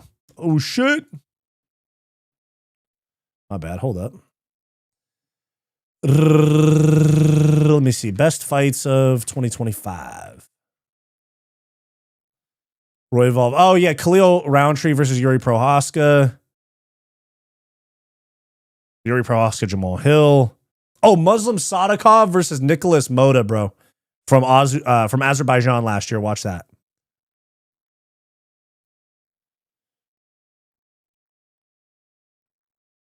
Benoit Prob's fighting for a belt next year against Ilya. Ah, that's way down the line. No Bromo, what's up, dude? Good to see you.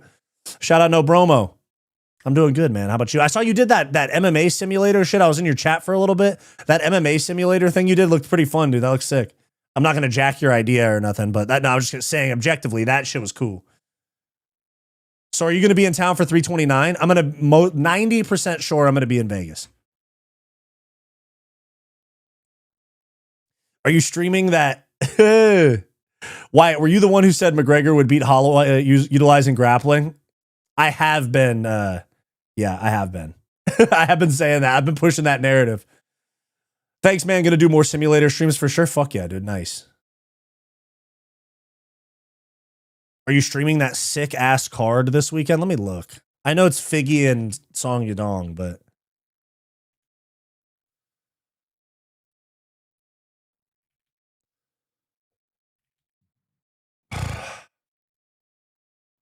one sec. Let me go to it.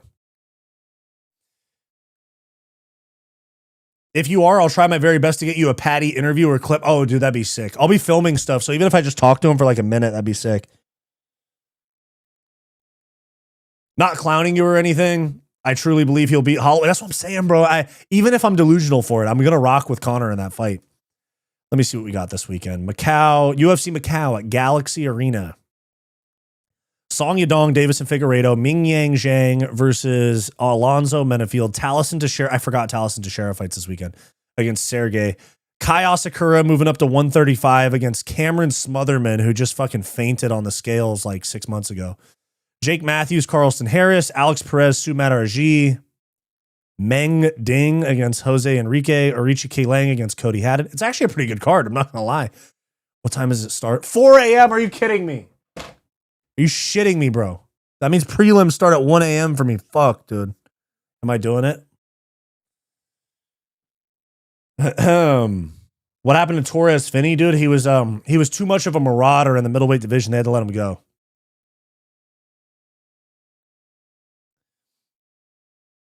Remember Jai's head kick on Taporia? Yeah. If a promotion offered you a guest commentary spot, would you accept? Yeah, sure.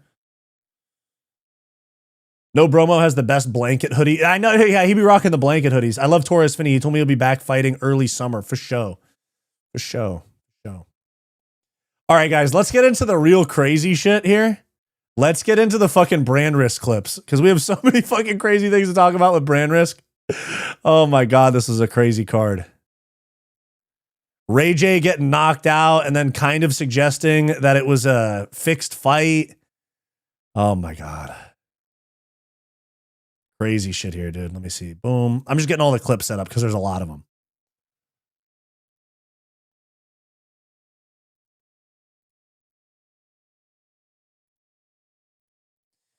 One sec. It's funny that Sean Strickland dropped the N-word on stream there and then left and said, I'm so ashamed that I ever was a part of this. Funny enough, I actually am using a Perry Punch post to show Sean Strickland saying the N-word. All right, here we go. We're set up now. Holy shit, there's a lot of clips from this, but all right.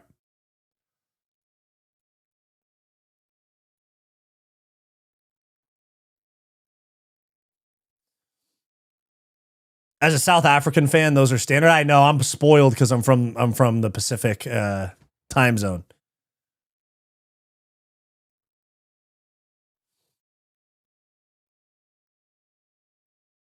Torres is the cannonball. Ray J getting knocked out was top tier. Ed, I know, dude. Saying N-word isn't bad. No, I don't judge him for it. It's just crazy that he said it. I was incredibly surprised when I saw Sean hanging out at that event with those degenerates. It's because he's friends with Nina. Nina's involved with the streamer world. That's why he was there. Guru said that he watched my video on him having depression and said that I was correct in what I was saying. All the Guru nut riders can shut up now about giving me shit. Yeah, dude. I mean, Guru, that was a good video, first off, one, but hold on, no Broma. I'm kind of just messing around here, but the Guru nut riders in your comments, what about you making a video about another man being depressed? That's kind of some nut hugger shit, dude. I'm messing with you. I know we can have a little back and forth fake argument about that the next time we stream. I'm just messing around, but no, that's the thing is Guru actually. I know we've talked about this. No Bromo. We've talked about this. No Bromo. The Guru character is a character. Like I don't think that's actually him. And his fans, he even says himself that his fans are fucking annoying. I saw you retract the message. No Bromo, send it again. I didn't get to read it. Send it again. Guru loves Dagestan. Yeah, he loves Khamzat Chimaev. He loves Khamzat Chimaev. Jaden Cable. I'm sorry. Guru loves Chimaev, Khabib, Islam.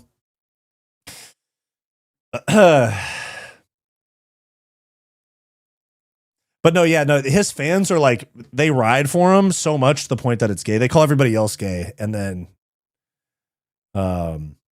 they call everybody else gay and then get mad if anybody else is talks about Guru. They all nut hug Guru 24/7 and then get mad if someone talks about him. I can guarantee you that the freedom of speech, but I cannot guarantee freedom after the speech. Fair enough. Fair enough. Fair enough. All right, here we have Bob Menery. Bro, I'm a Guru fan. I'm a Guru fan. No. I'm not saying a Guru fan. Like his chat specifically is some nut huggers. And I like Guru. But anyways, here we have, this is Bob Menery genuinely tweaking. Guru, or not Guru, Bromo, I know that you fucking said something. There you go. That's it. Fight Society exposed for being a hypocrite, taking a picture with L1. Dude, let me give you a guest spot in the video. Let me give you a guest spot in the video. I'll be like, yo, fuck this Fight Society guy. You should fight MMA Joey. Winner keeps his channel. Oh, dude, like a loser leaves town match like they used to have in WWE. Remember Chael to Anderson? If you beat me, I'll leave the UFC forever. Wyatt working hard to be on the New York studio show with Ariel. No, I don't really have an interest. I would actually be down to do a podcast with him if we could like actually argue, you know? But I'm not going to press the guy in public. It's low class shit, dude. Yo, I really like the Barnhill Bros. What's up, Clutch Attitude? What's up, dude? One sec.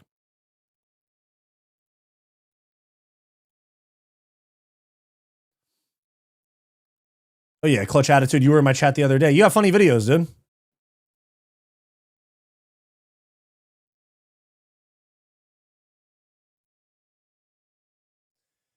Dude, Clutch Attitude. I think I talked about you. Hold on, let me see.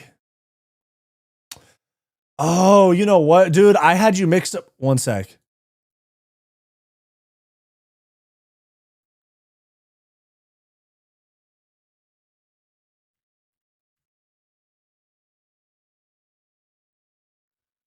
Oh, dude. I had you confused with a different channel at one point, dude. I had you confused with a different channel that was super nut hugging Guru. I'm a Guru fan, but his philosophical depressed rants about the state of the world are getting, oh yeah, I don't really, yeah. You could argue, but then when you ask for a selfie, yeah, probably. Wyatt from Fight Society caught accepting APAC package from Helwani. Yeah, did I kiss the wall? Hardcore. Is it a mistake? We are Jerusalem Army and we commit war crimes and chat. Yeah, Guru is funny as fuck. Yeah, no, his fans are just a little bit annoying. I'm a Guru enjoyer, dude.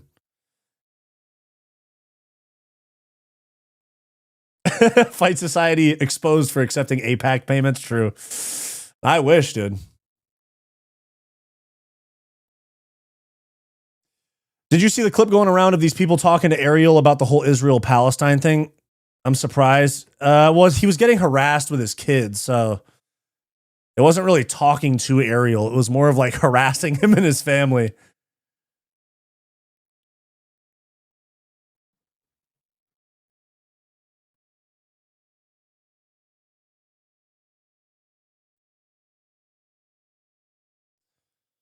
Fight Society is top rated model on OF. True.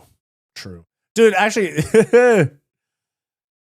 harassing. Yeah, I didn't want to use the word hating. And yeah, I hear you that. Yeah. They were kind of hating on him, but I mean, I don't know, man. I just don't really involve myself in the political shit like that. So like when I saw you guys going, Wyatt was nice to Ariel, he kissed the wall. I was like, what do you guys want me to do? Bully him? Dude, my eyes itchy as fuck, dude.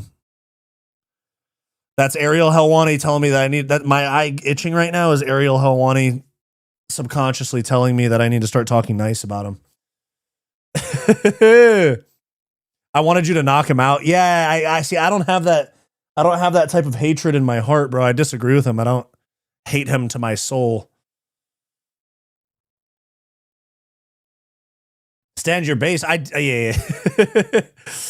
And I clipped out a little bit of it, you guys. I clipped out a little bit of the convo. There's a few things that didn't get included. That's between me and Ariel. You should have stole his funny hat. He was wearing a fucking Rey Mysterio jacket. I was like, that's a fucking wrestling fan right there. Who is that? And I was like, oh shit, it's Helwani. But anyways, Bob Menery walking out for Brandrisk. Look, you should have dropped pennies. Oh my God, dude. You should have dropped pennies and watched him pick up. Oh my God, that's wild. Anyways, I was there in person. Ariel was sniffing. Yeah, I know. He almost inhaled me through his nose. But anyways. Here we have Bob Menery walking out for his fight with Johnny Manziel and so fucking tweaked, bro. I think they're mad that you're not toxic enough or they expected you to act immature around people we don't agree with. Yeah, fair enough. Yeah. Throw some seashells on the ground. All right, here we got Bob Menery tweaking on his walkout. Bob Menery without a hat on. Me neither. Oh, hold on. I don't like the music. That's going to get me copyrighted.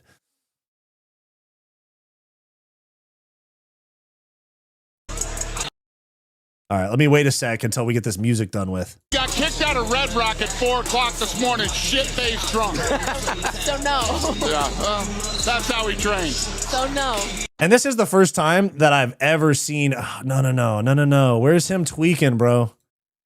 Where's Manziel tweaking on the? Not Manziel. Where's fucking? Dude, I had a clip of him tweaking. Genuinely, he was tweaking hardcore. Let me make sure there's nothing crazy on this fucking. Let's see. I don't think I've ever seen Bob Menery without a hat on. Me neither. Yeah, it's not a good clip of him tweaking. Anyways, and then we had Ray J get knocked the fuck out, and Ray J said that it was a fixed fight, dude. Dude, my fucking eyes itching, bro. Ariel called some stuff in, bro. Ariel heard Ariel slander in the chat, and he started harassing me.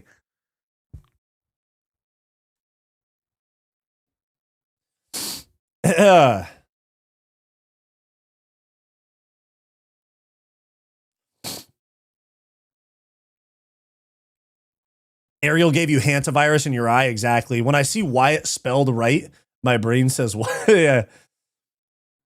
Ariel's tribe put some yeah, I know, dude. I know. But anyways, this dude, Ray J got knocked out by Super Hot Fire. And this fucking guy said it was, and this dude, Ray J, was fat, out of shape, looked like he didn't train at all. And then he said that they had a deal. And you saw Ben Dadon kind of tweaking right here. And Aiden got really weird after this happened. Ray J fixed this fight with Super Hot Fire and got double crossed. In my opinion. I don't want to say too much because I don't want to get nobody in trouble. But damn, my nigga. Nigga, we took a L tonight. We didn't take shit. Your ass was over here. I gotta talk to the nigga about. Y'all talk backstage. Super. Money we lost. Nigga. Yeah, it's crazy. We Yeah, didn't look. think you was You're gonna saying win. we lost. So how y'all lost money? Wow. Yo, I thought we had a plan. I thought we had a plan after losing a fight is fucking crazy, dude. Only domination we've ever seen from Ray J was that tape with Kim K. Oh, dude. And to be honest, not even that type of domination. We've all seen it. It was pretty lame overall. Neither of them had any impressive work, you know? None of them were hitting any gym skin shoulder rolls or anything like that. Is Ray J the guy with the Raycon earbuds? It's crazy that that's what you remember Ray J for, is the Raycon earbuds, dude. There's so many other things. Yeah, his stroke game is mid, and Kim K mid as well. I'm kind of joking. I'm just being dumb. And then here, this is Sean and Armin Sarukian and Teofimo Lopez and Aiden and Nina reacting to midgets fight. Am I allowed to say midget? But midget fighting. Members only breakdown of Kim K Ray J sex tape. Oh, I did that years ago. No, I'm just kidding. Jeb. Oh, shit. Right to it. No way. Go kill. Let's go. Did you guys see that transition? Hold up. Guys, look at the transition to fight the guillotine, bro. Oh, shit. Right to it. No way. Go kill. Let's go. Watch this. Gets slammed, and keep in mind, if guys, this ginger is literally me as a midget, bro. Because he's got the weird, look at that. That's me as a midget. Now look, if he knew how to lock up a guillotine, if he knew how to lock up a guillotine, he would be in trouble here. Now watch White Shorts make this fucking crazy transition right here. Boom. Look at that transition, bro. Look at that transition. This is top-notch MMA. This is higher level MMA than we see at the Apex on real UFC weekends. No. He's gonna hold. Look at that transition, bro. Jeb. Oh, shit. Right to it. No way. Go kill. Let's go. Jammin', you're totally right, bro. You're totally right. His tiny arms are tiny. He can't. Yeah, the whole like small arms, big head thing with midgets is not conducive to chokes. Into the Von Flu. Yep. They'd probably look like rotisserie chickens next to DC. Yeah, they'd have to put security around these guys to keep DC from eating them live on commentary, bro. If DC was here, DC would be like right at the edge of the ring with a fucking fork and knife, bro, and a napkin tucked into his shirt. Kim K trafficking coke and blaming it on her driver's fam, just like Mitch McConnell in-laws moving all that coke on their ships. It's the cat. Oh yeah, dude, Cocaine Mitch. I remember that story. He's a great champion, but he never fought Josh Van. You talking about the midgets? Oh my god, dude. And then here we got this guy, Alvin Varmal, had a fucking nasty KO, dude. Marshall. How you say it? Arnold Jr. Dude, he is literally off the pickle Ricks, bro. What did I tell you? Oh my god! Oh my god! Coming upstairs. Oh my god! He's done. Oh, it's done. Holy. Why are you counting in his face, ref? He's on the ground out. Oh my god! Alvin Barnell. Dude. Nasty KO. Because there actually was some fun fights. There was a really tall, lanky black dude. I think his last name was Prather.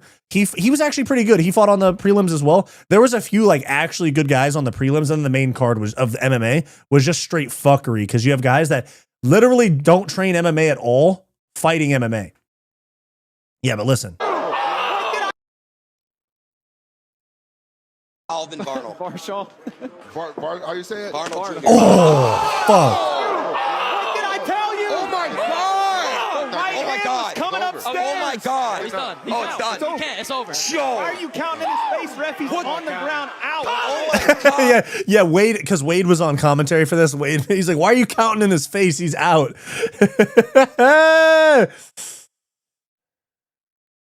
My ex was a midget, but we broke up. We couldn't see eye to eye. Gee whiz, man.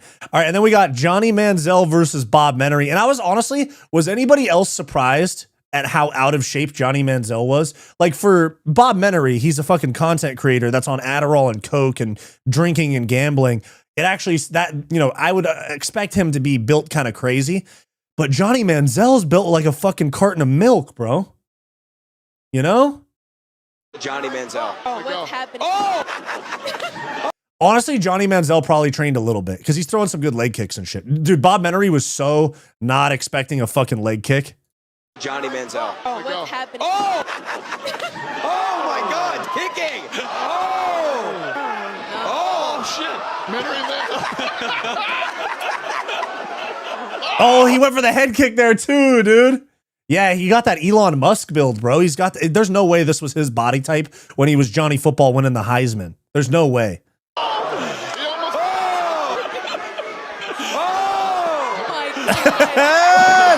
This shit's so funny, dude. Who is Johnny Manziel? Dude, it's Johnny Football, bro. He was fucking a Heisman Trophy winner at Texas A&M in like 2012 and was like known as like the party guy. Like he would fucking blaze up before playing quarterback against Alabama. Like he would fucking smoke a blunt and get drunk and then go play quarterback against prime Nick Saban Alabama. Don't ask me who Johnny Manziel is.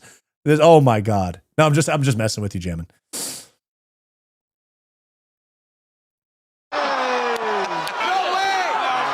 And then Bob got mounted at Mr. 3. You might like this. The little Bob Menery going for the 10th planet escape from Mount right here. He's going feet up. Let's go. He spit his mouthpiece out. Uh-oh. Yeah, he was going for that 10th P, dude. He was going for that 10P escape from Mount. That's it. He was the Conor of college football. Yeah, MMA hold. That is a perfect way to put it. Johnny Manziel is the Conor McGregor of college football. Massive star at Texas A&M. Was smoking and drinking like before games, and then he'd go out there drunk and like throw for 200 yards and run for 150 and score 4 total touchdowns against Bama on the road. That's actually MMA hold. That is a fucking goated comparison. Johnny Football is the Carlos Prata, yeah, maybe a little bit more in the Carlos Pratas lane, but Johnny Manziel was very controversial at the time, and he's friends with Drake too. Apparently Drake was supposed to be at this event and he didn't show up. But you guys remember the old Drake song? Draft Day, Johnny Manziel. 5 years, how am I the man still? Oh, what's happening? Oh! Oh my God! Kicking! Oh! Oh, shit. Menery there.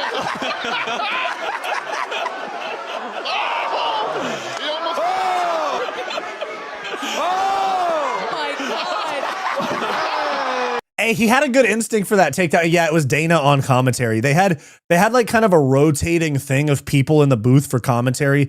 At one point, it was Dean the Great and Adrian Broner with Wade Plemons, Aiden, and Teofimo. Teofimo Lopez was basically in there the whole night.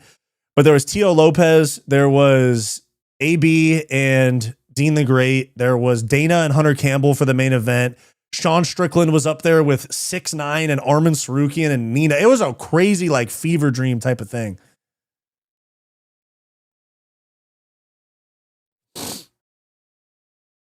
Johnny McGregor, yeah. Dana said Bob got kicked out of the Hard Rock at 4 a.m. Yeah, he was literally 4 a.m. like essentially 16 hours before the fight was drunk and gambling at the Hard Rock and got kicked out. Wade is goated. He seems like a cool guy, but his comments fry him because he's kind of a Dana bootlicker. He's trying really hard. He seems like a great guy, makes very good content, but he does bootlick the UFC and Dana quite a bit. He fucking defended Dana slapping his wife. And I'm not saying that Dana, he got slapped by, we don't need to get into the who slapped who first. And they both did it. Nobody should be putting their hands on each other like that. But Wade ran fucking defense for Dana White on that shit. Like super recently, actually. Events like these is why they call us no promo, bro. You're too, you gotta, we're in the entertainment. We're trying to make a living in entertainment here, man. We gotta be sly guys, You defend Wade? Okay, for sure.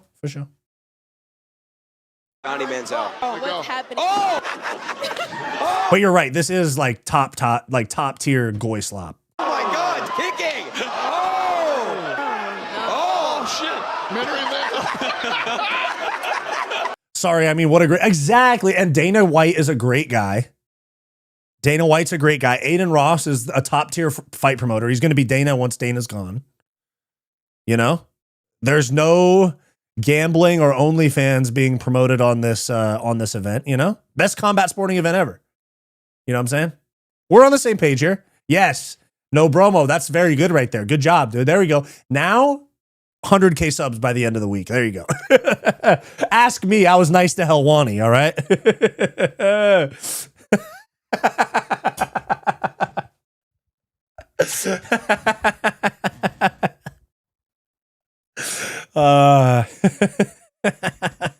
I cracked myself up, dude.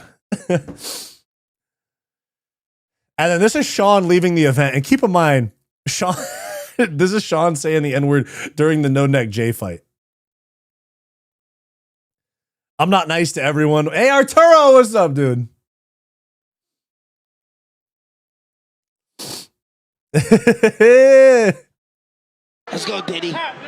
Stand him up. Diddy's a good guy. Tap, nigga. Dude, this fool Sean Strickland, bro. Stand him up. Let's go, Diddy. Stand him up. Diddy's a good guy. Tap, nigga. I like that. Yo. Oh, Yo. yeah. Bro. Yes. Yes. I just repeat what the guy said. Yeah, 1, 2, 3. Tap. That shit's so funny, bro. Stand him up. Let's go, Diddy. Stand him up. Diddy's a good guy. Tap, nigga. I like that. Yo. Oh, yeah. Ah, man. Wyatt going bald. He gonna be ginger, orange beard. You know what sucks about that? I mean, I say my shit's pretty straight. I just have a, you know, I have a. Yeah, and when Chris Curtis gave him a do-rag and a bottle of Hennessy at the gym, that kind of, and like called him Deshaun Strickland, that kind of opened up the door for whatever Sean, you know, whatever Sean wanted to do. Like, what are they going to tell him? He's a fucking UFC champ, too. Oh, I already looked at that one. Here we go. This is what I meant to show. This is Sean leaving the event.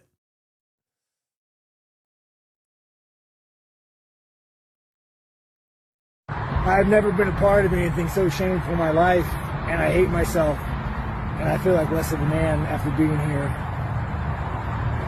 Oh, God, why'd I agree to this? I've never been a part of anything so shameful in my life, and I hate myself. And I feel like less of a man after being here. Oh, God, why'd I agree to this? It was funny. It was like after he left. Man. Hey, apparently there was a clip of him saying he wants to get out of his UFC contract and fight Jake Paul.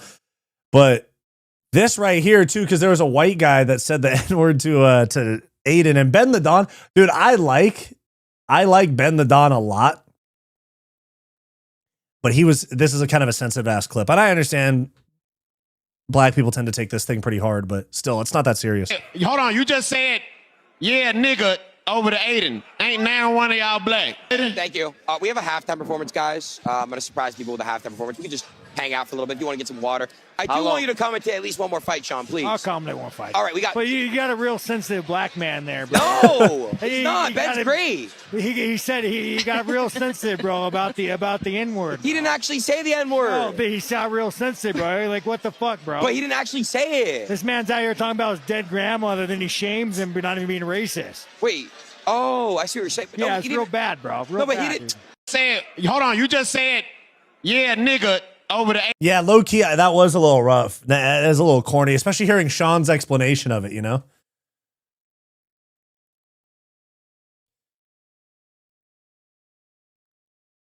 Yeah, if you crash out over a word, that's what I'm saying, dude. I'll crash out on stream because it's fun sometimes, you know. Says, I don't know how many times I've told this story, but I was in the gym when I seen Sean back-to-back put belt to ass on Michelle Pereira and then Ming Yang Zhang. And lastly, Little Onk, really hard round. Yeah, because Sean's goated, bro. Sean, he's one of those, you know how there's like the gym world champs? You have gym all-stars, you know? You have gym world champs, and then you got guys that don't perform in the gym and they do well in fights. Like there's the gym world champs that fight like shit in the real fights, and then you have guys that train like shit in the gym and fight like world champs when they turn it on for their actual fights. Sean is one of the few guys that is actually like gym world champion and actual world champion, you know? And then here, what is this? I think there's another clip that I got right here. Grandma passed away a couple of days ago. I did this for her.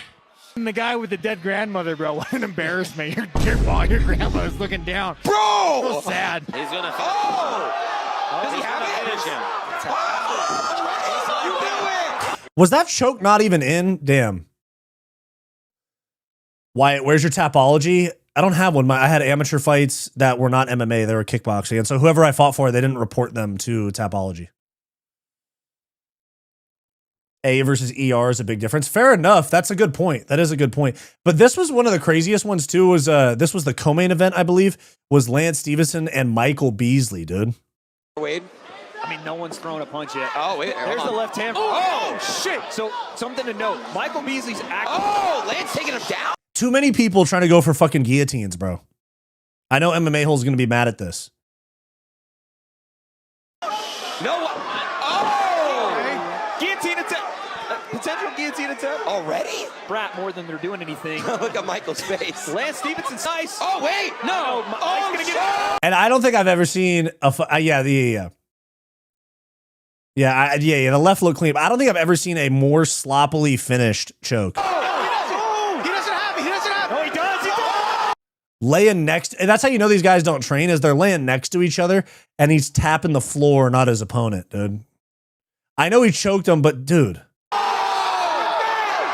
I know he finished the choke, but this was such like a weak choke. Like, I think a lot of a lot of these guys, they don't train enough. So they don't actually get choked all that often in the gym, or they don't even go to the gym at all. The floor tap was very WWE. But if these guys had actually trained before, they wouldn't tap the second that a choke gets in. They would try to fight it. You never know. You're sweaty. You could slip it off over your chin a little bit. You could maybe stick a hand in, get a little bit of room for that blood to get to your brain. Get me on Goyrisk. But hey, no bromo. It's funny.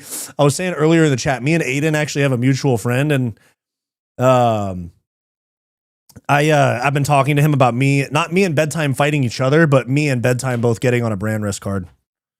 Shut up, Joe, you little fool, yeah. A black man can't drink. No bromo. But here's the thing. These guys tap. That left was nasty, though. But these guys tap the second they feel anything on their neck. Punch it. Oh, wait. There's the left hand. Oh, shit. So, something to note. Michael Beasley's acting. Oh, Lance taking him down? No. Oh. Guillotine attempt. Potential guillotine attempt. Already? Brat more than they're doing anything. I swear a lot of times people, too, they don't understand the mechanics of a choke. And they think that just because they're squeezing super hard, they're going to put somebody... that they're going to put somebody out just because they're squeezing really hard. Look at Michael's face. Lance Stevenson's nice. Oh, wait. No. Mike's going to get it. Oh, he doesn't have it. He doesn't have it. No, he does. He does. At the end of the day, though, it's still like it was a fun event to watch. It was a total shit show, but it was fun to watch. I would book Wyatt versus Dean. I'm way too big for him, dude. I'm way too big for Dean the Great. Dean the Great's like 130 pounds. I'm 6'5", 250 right now. So I'd have to fight like Guru, Joey, fucking, I don't know, Larry Wheels or some shit.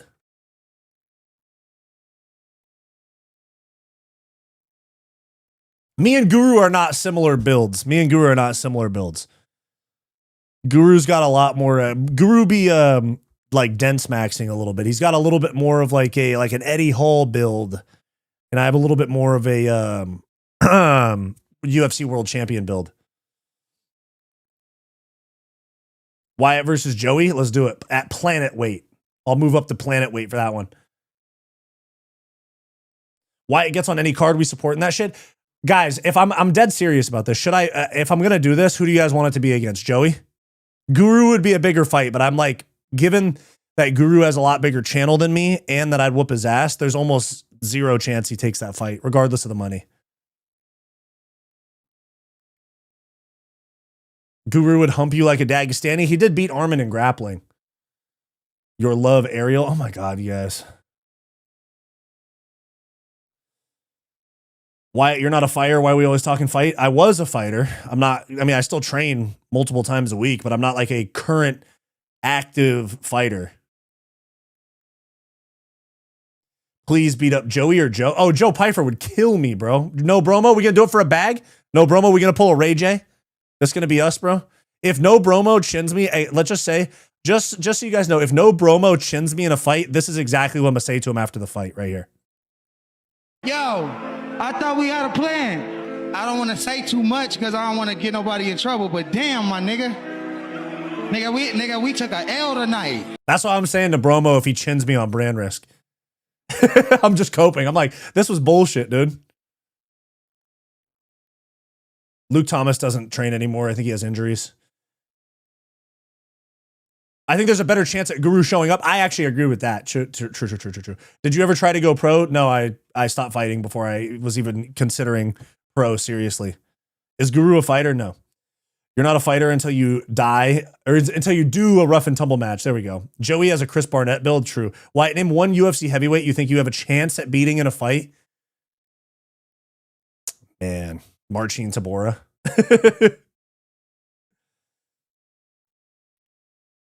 Generational excuse. I know, dude. Me and Brendan Schaub. Oh, Brendan Schaub was a UFC heavyweight. He's a fucking BJJ black belt. Schaub would cook my shit, dude. Brendan would probably smoke. That's what I'm saying. I love you though. I know. Trust me. Brendan Schaub would smoke my shit. He's bigger than me, and he's bigger than me, and he's a black belt and a former UFC fighter. People forget, man. People forget, man. He beat Crow Cop.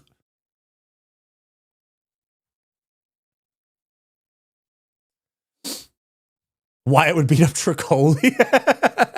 You mean the poker player that happens to do MMA?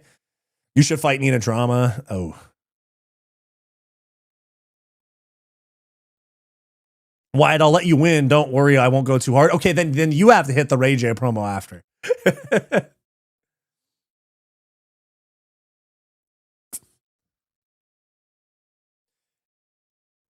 Any other content than who does Wyatt fight? Jimmy Dean, we're 2 hours into the live stream. We've covered about 80 different things today. Just because you come in the last 5 minutes. God, you motherfuckers are dumb sometimes. Not you, but this Jimmy Dean guy. If you're a real Fight Society fan, you are a real patriot, you know? But Jimmy Dean, on the other hand, can't relate. You versus Wildest to Spain? Fuck that, dude. Fuck that. You see Paulo Costa videos with Nina? No. Can I say the N-word in the promo? Of course you can. My dog, how are we, King? I'm doing good. Nice to see you, bro. McGregor was never talking about a new contract. That's why the UFC booked this fight. They want to get him killed. That's actually a good point.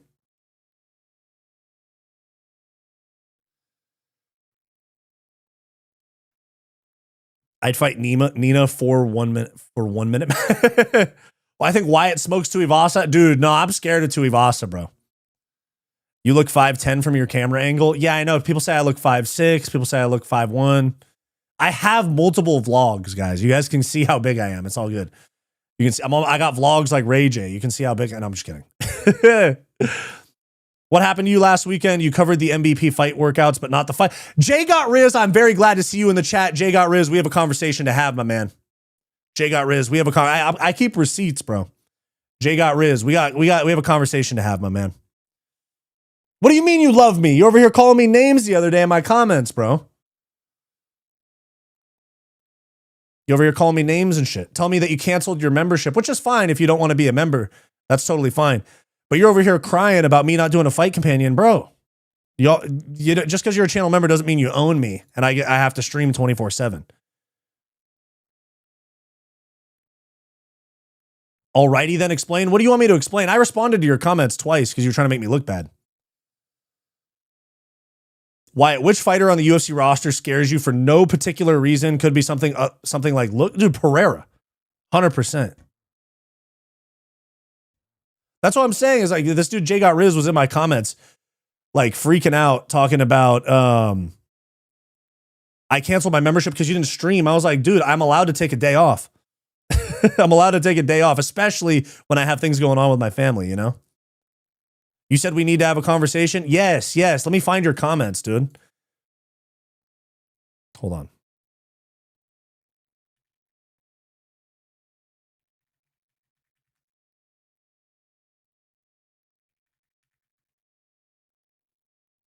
Oh, I can actually find it pretty easy because you're still technically a channel member. Ha ha! All right.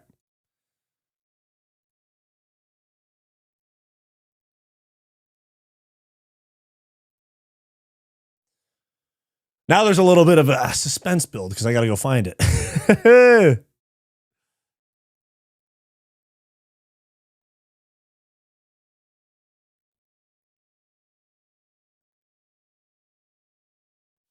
Da, da, da, da, da. I'm scrolling for it.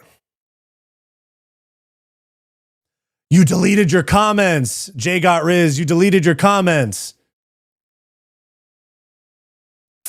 Sneaky little rat.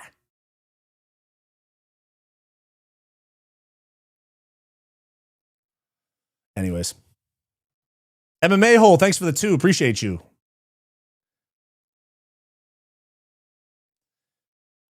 Wyatt versus Jay got Riz and Jimmy Dean. Yeah, a little ding dong of a thing he is, yeah. Oh, you little fool, yeah. Yeah, he was talking mad shit, saying that I'm not committed to my channel, and he gave me an excuse for not going live until I was a full-time YouTuber.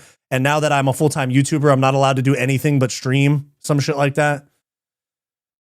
Like, broski.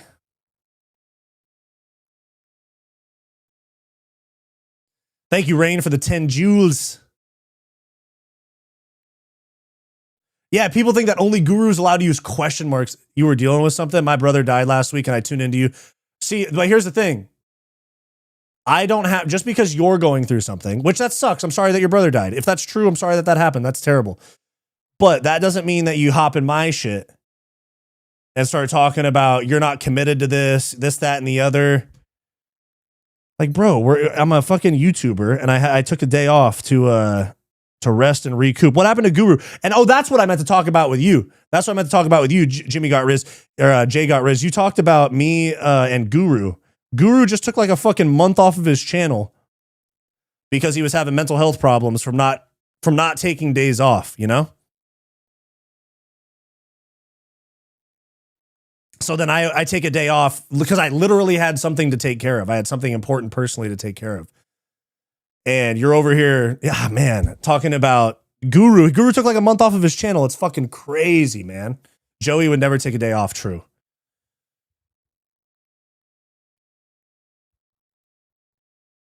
But I think Jay got Riz, I think you said in one of your comments that you're autistic, so I will let you slide a little bit. I'm not going to ban you from the chat or anything. Wyatt is my favorite MMA YouTube. Appreciate you guys. Appreciate y'all. Plus, bro, Wyatt, you aren't allowed a day off. Yeah, exactly.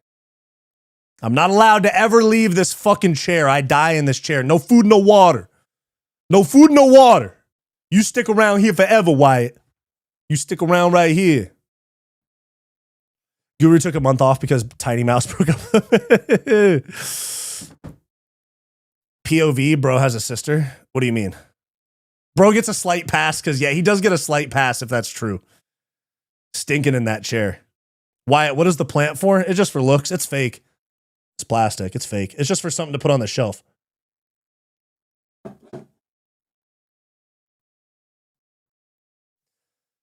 What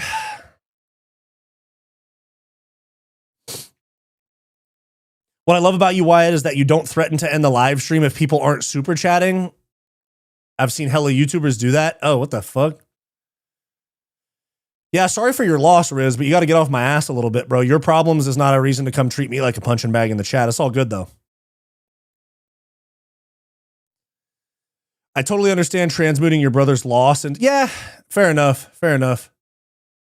You need a barbaric Eric vase? Yeah, I do. Can we put gloves, maybe a mouthpiece and glove? Yeah, I'm working on it. I want to get something cool. Something cool, yeah? Wyatt, do you even like living in LA? Be for real? Yes and no, I guess. There's a lot of bullshit, you know? There's a lot of bullshit out here. A lot of homeless. A lot of homeless. A lot of homeless. There's a lot of homeless. I said, wow, why are these guys so homeless? I felt bad immediately the next day, which is why I deleted my comments. Okay, J-Riz, then we're good. Shaking hands through the camera. We're good. There you go. We're good. And I'm glad, I appreciate that you felt bad because you were pretty unfair. And I'm sorry for your loss, man. What a loser these guys are, homeless in Los Angeles. What a loser. There you go, J-Riz. We're good. We're good.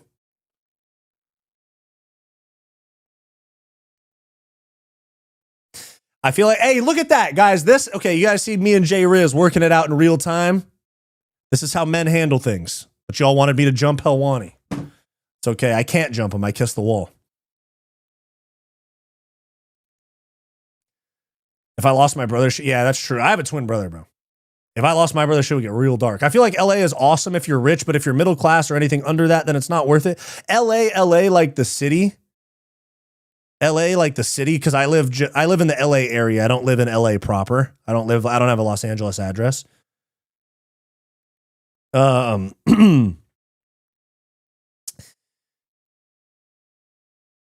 was I gonna say? Oh, yeah. Like LA kind of sucks. I live in the beachy part of LA, so it's a lot nicer. But overall, it's a dump. It's a bit of a dump. I mean, even like Mr. 3, you were in LA recently. It's not what it used to be, you know? Why is half the US broke though? I'm sure Bromo and Barbaric Eric will tell us the exact answer, you know? Wyatt, no days off till you get 100K. Dude, I take 1 day off every like 3 weeks, I'd say. Yesterday I took off. LA's dead as fuck, not gonna lie, exactly. No matter what your class, LA is dog water, but there is cool shit to do when you get past shitty poo-poo packed places. Yeah, Jammin', you get it. You get it, bro. You get it. LA used to be magical, for real, now it's dead. Used to work from time to time at Pyramid Lake, Department of Water Resources. LA's a shithole. You can see the smog from miles away. Probably takes years off your life living there, breathing ass. True. UFC talk. Who will Conor fight in the second fight? Jimmy Dean. Jimmy Dean, you're a little back and forth. You're hating on me and then asking me questions. Conor's going to fight Poirier in the second fight. But overall, it's like, if you're south of LAX, like if you're in those beach cities, pretty chill. Overall, pretty chill. But if you're in LA, oh man, shit gets rough out there. Dude, my gym is in like Santa Monica, West LA, my UFC gym. I can't believe I said that. My MMA gym, dude. And there would be times where I have to walk to the underground parking structure and there's a homeless guy just like tweaking with a needle in his arm or like fentanyl on the ground next to him. And I have to like hop over the guy. I'm like, damn, bro, I'm in my fucking Crocs right now. I don't even have my feet. I don't have my feet covered. I don't want to step on a needle in this fucking staircase. My brother's car got stolen out of our gym parking lot during training like 3 years ago. And when the cops returned it to him, the guy stole it and they had used condoms, crack, or like fentanyl, some sort of powder, alcohol bottles, knives. There was jizz all over the seats. It was literally like, was it Ted or no, the other guys with Mark Wahlberg and Will Ferrell. Were Dirty Mike and the boys. If Dirty Mike and the boys, like, you know, when they fucking have like an orgy in Will Ferrell's car and the other guys, that's literally what happened to my brother's car, bro. That's literally what happened to my brother's car. He sold it. The insurance paid for it to get detailed and he sold it to somebody we know.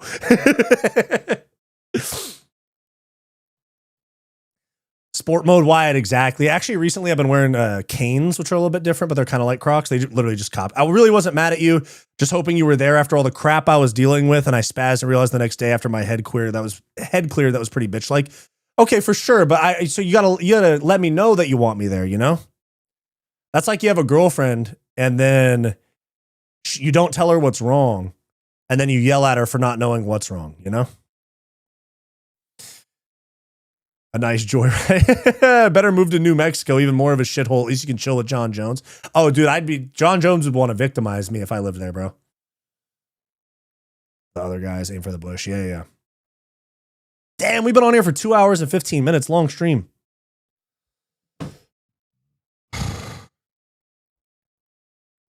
Hot take, Conor versus Chandler was a way more interesting fight than Conor Max. It actually was, because Conor could win that one. 2 hours is like 130 to 2 hours is usually what we go on the is what we do on the Monday Friday shows. But the other ones were usually about an hour. Why are people in the US fascinated with drugs? I feel like people everywhere do drugs, no? Got an Oakland show tonight, baby. My young boys from the yacht going crazy.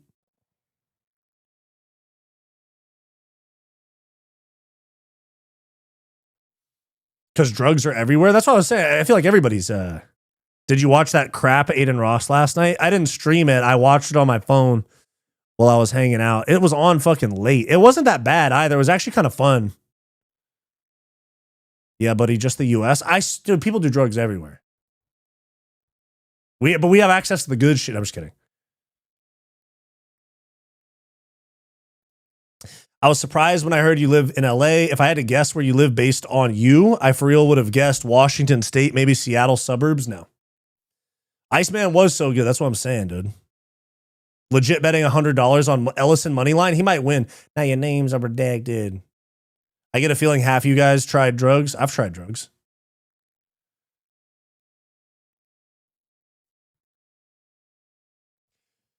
Getting greetings from Ireland. I just subscribed. Are you an MMA coach? I used to be. Now I'm just a YouTuber.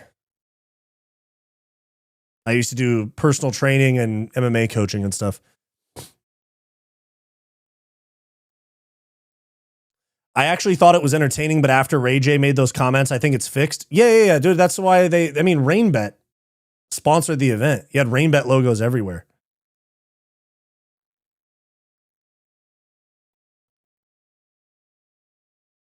Three albums in one day, spread that shit out. Yeah, but it was to get out of his record deal. That's why he dropped 3 of them. He had 3 albums left on his deal. There would be less alcoholics if drugs were more available. That's true.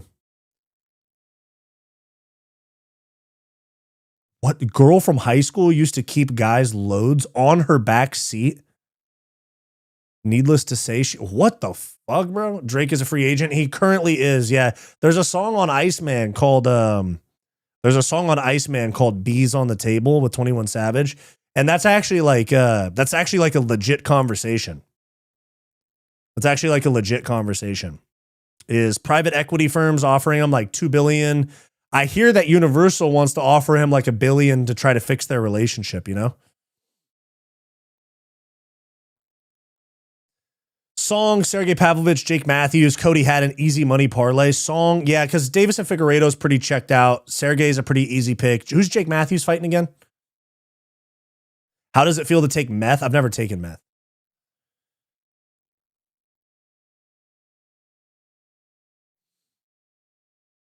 Why? How did you coach MMA? I fought. Oh my God, you guys with these fucking questions. And somebody asked what my amateur record was. It was like 7-4, 8-4, something like that.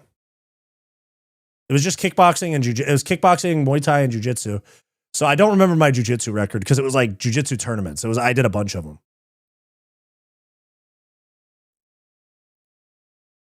Who the fuck picks Song? I mean, but Davis and Figueiredo's kind of checked out, you know? Do you guys mix anything with drugs? Yeah, fun. I'm just kidding. Can you explain the post-COVID gambling blowout that's happened in our culture? Pre-COVID, I never saw one gambling ad. It's made me hate gambling. Yeah, Song, I mean, he's not very, like he's kind of elementary in his approach, jamming. It's like just basically right overhands and calf kicks. But he is very athletic and powerful. There's some problems there, you know?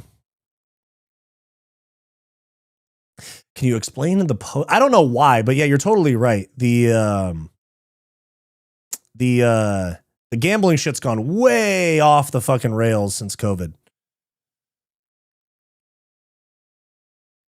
I got a Muay Thai smoker on Saturday, 4th fight, and I haven't lost yet. Wish me luck, brother. Fuck yeah, dude. Nice. Good luck. Shout out Aaron. W's in the chat for Aaron, going for 4-0 this weekend. Let's go. Trump legalized sports betting and then stuff like Kalshi. Oh shit, I didn't even know.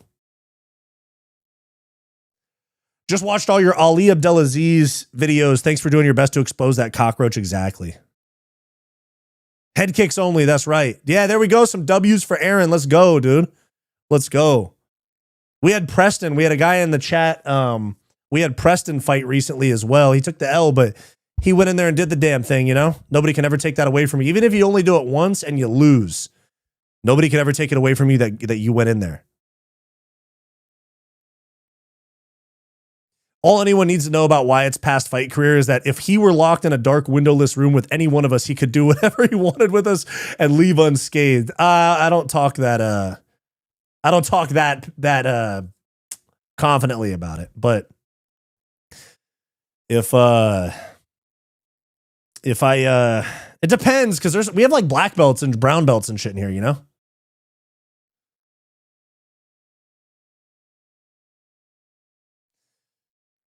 For real though, are you thinking that song would go to decision with Umar?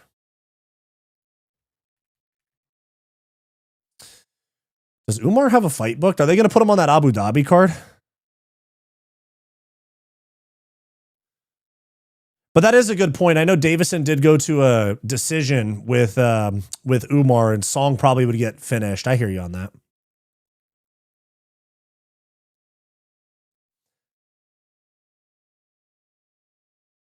It's disappointing to see some of my favorite sports promote gambling. Yeah, I know. Why gambling is okay? Because the industry is owned by the same non-goy that run all the porn. That's unlimited and free. Degeneracy for the goys. Yes, I do everything. Yeah, you do. Barbaric knows what's up, dude. I was surprised Strickland worked for Aiden Ross after making all those. Oh, that's a good point. Yeah, that's a good point.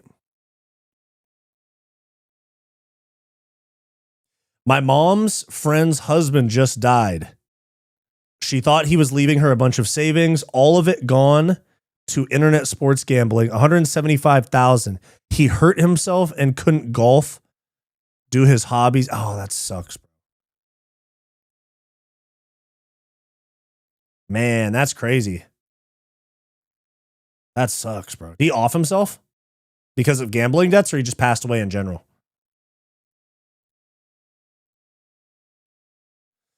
Got an Oakland show tonight, baby.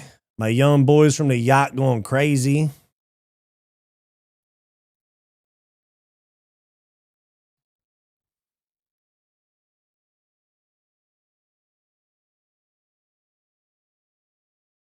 Just because you suck at gambling doesn't mean it's an issue for us. Cheddarhead, that's a goated comment for you to come in here like super late in the stream, dude. Super goated. Ross is a J through marriage. He's not a real nasty J. That's why he got on. He's the best of both worlds. Fair enough. Now the names are redacted. Wyatt, are you going to the Drake concert in LA? Is there a Drake concert in LA? It's probably $1,000. Dude, I'm not really into spending fucking 4 figures to go to a concert or a festival. That's not really my thing. I'm outside the blokes, yeah? But I don't even think he has a tour announced yet, you know? Yeah, he doesn't even have a tour announced.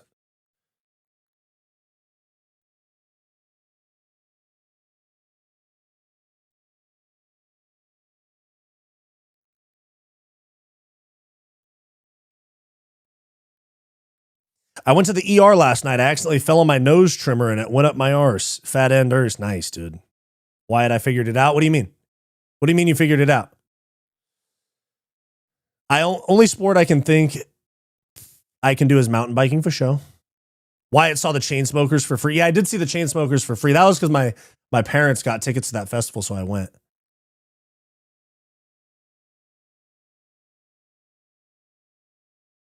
Hear me out, massive gamer. Oh, yeah. All right, be quick. We're going to be on for just a little bit.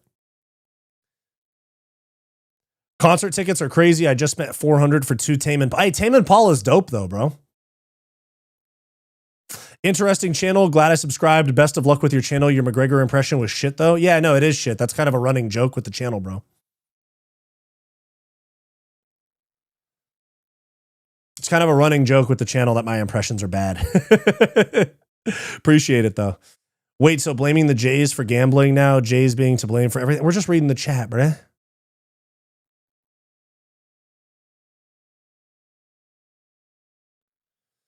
I spent $1K on 2 Morgan Wallen tickets. It was worth it. If the show's good, it's all, you know, the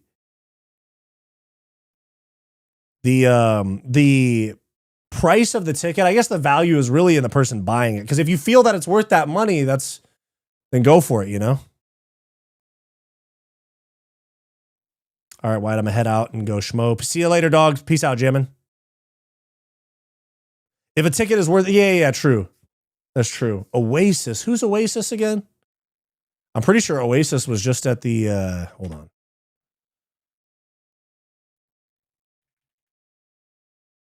Dude, I'm pretty sure Oasis was just at the festival I went to. Hold on.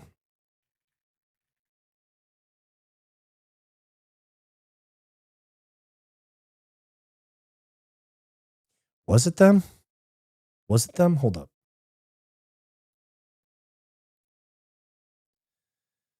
Chainsmokers, Schizophonics, Gen Pop, Group Love, Joan Jett. No, I guess they weren't on it. No, I guess Oasis wasn't on it. I thought they were. Sounded familiar. Huh.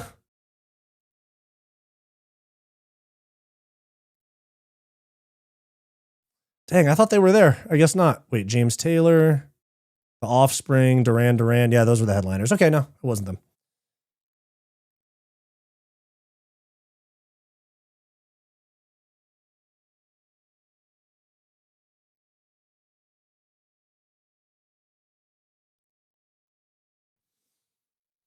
I won't defend my take. I'm just go look at 1% of the your impressions are fun. Bad though, I like them. Thanks, bro. Yeah, that's kind of the thing.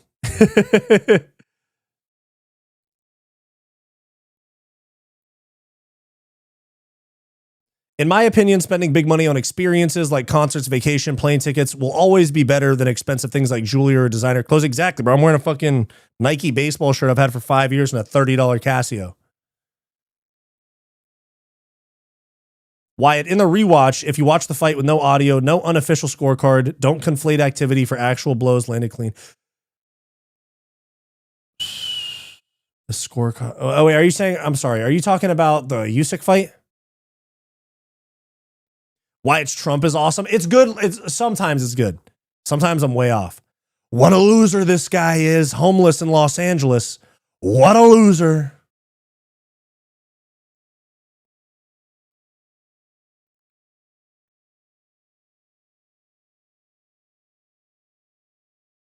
Oasis, great 90s band. They had a comeback last year, so they might have been, maybe not. Maybe Oasis, do they have the singer that the singer always crashes out and leaves, right?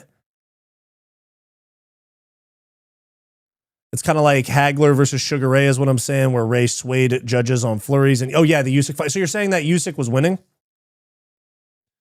Wyatt, don't feel bad about being a ginger. Thanks, I'll do my best.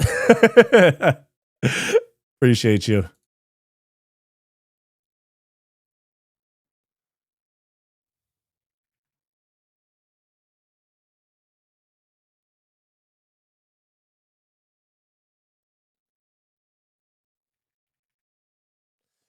Got an Oakland show tonight, baby.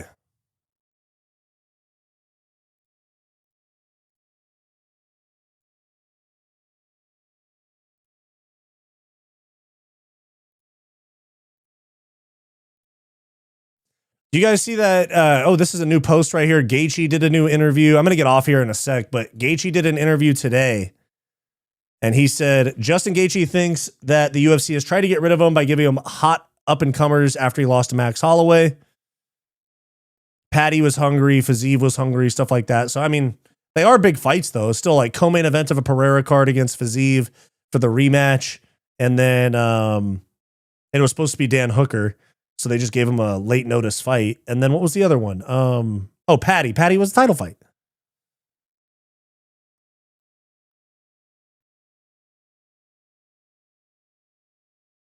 Yo, Wyatt, just got here. Hope you're well. I got a hot take. McGregor, if he loses, I'm good, man. Thanks for asking.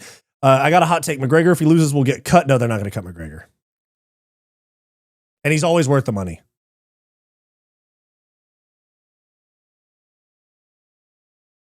Joan was forced. Tom Gaethje will have to have Ilya. It's all that's left. Yeah, pretty much. Pretty much. I'm in an undisclosed shithole. Oh, shit. Damn nice. Not nice, but damn. Who's Tom fighting next? The winner of Gane and Pereira.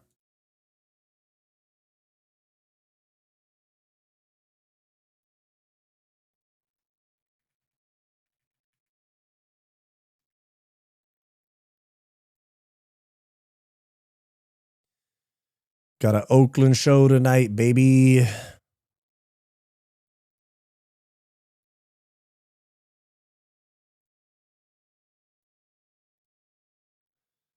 Tom beats either. It's a tricky fight. Tom's cleared. I thought he was mulling retirement. They pushed him back a couple 2 months. I thought he was going to get cleared for sparring, or he thought he was going to get cleared, and they pushed him back. Wyatt, do you ever say it was his father's shows? Yeah, randomly around your house. I do. The space is your space, yeah? I do all types of Connor stims. Ever been judo tossed by a bike? Oh, right over the handlebars? Yeah, I have, dude.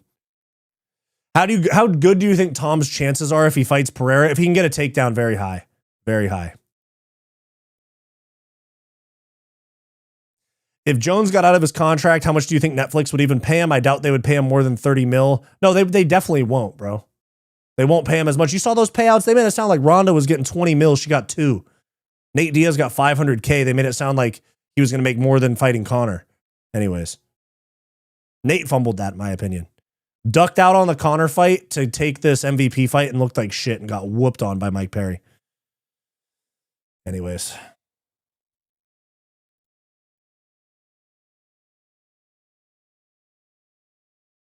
No, it sounds out and slam me over the side. Oh, shit. That sucks. Did you hear that clip on Rogan about gingers? Apparently higher pain tolerance theory. They need more anesthetics for operation. I don't know how true that is. When I get armbarred, that shit hurts is what I'll say. Friends and acquaintances who know I love MMA try to bond with me by talking about John Jones, not knowing that we, the MMA community, don't claim him. I know people do that shit, bro. They'll be like, dude, I'm a big John Jones fan. I'm like, oh, cool. I'm not at all. Nate versus Manziel is a good fight. Keep Nate from getting hurt. All right, guys, I'm going to hop off. Appreciate you guys. A little 2.5 hour Monday show. We got the Friday live stream, of course, and then we'll probably do a couple, at least one other live stream during this week. All right. So I love you guys. Like, subscribe. I'll catch you guys on the next one. Shout out to you, Barbaric Eric. I will see you guys on the next one. Love y'all.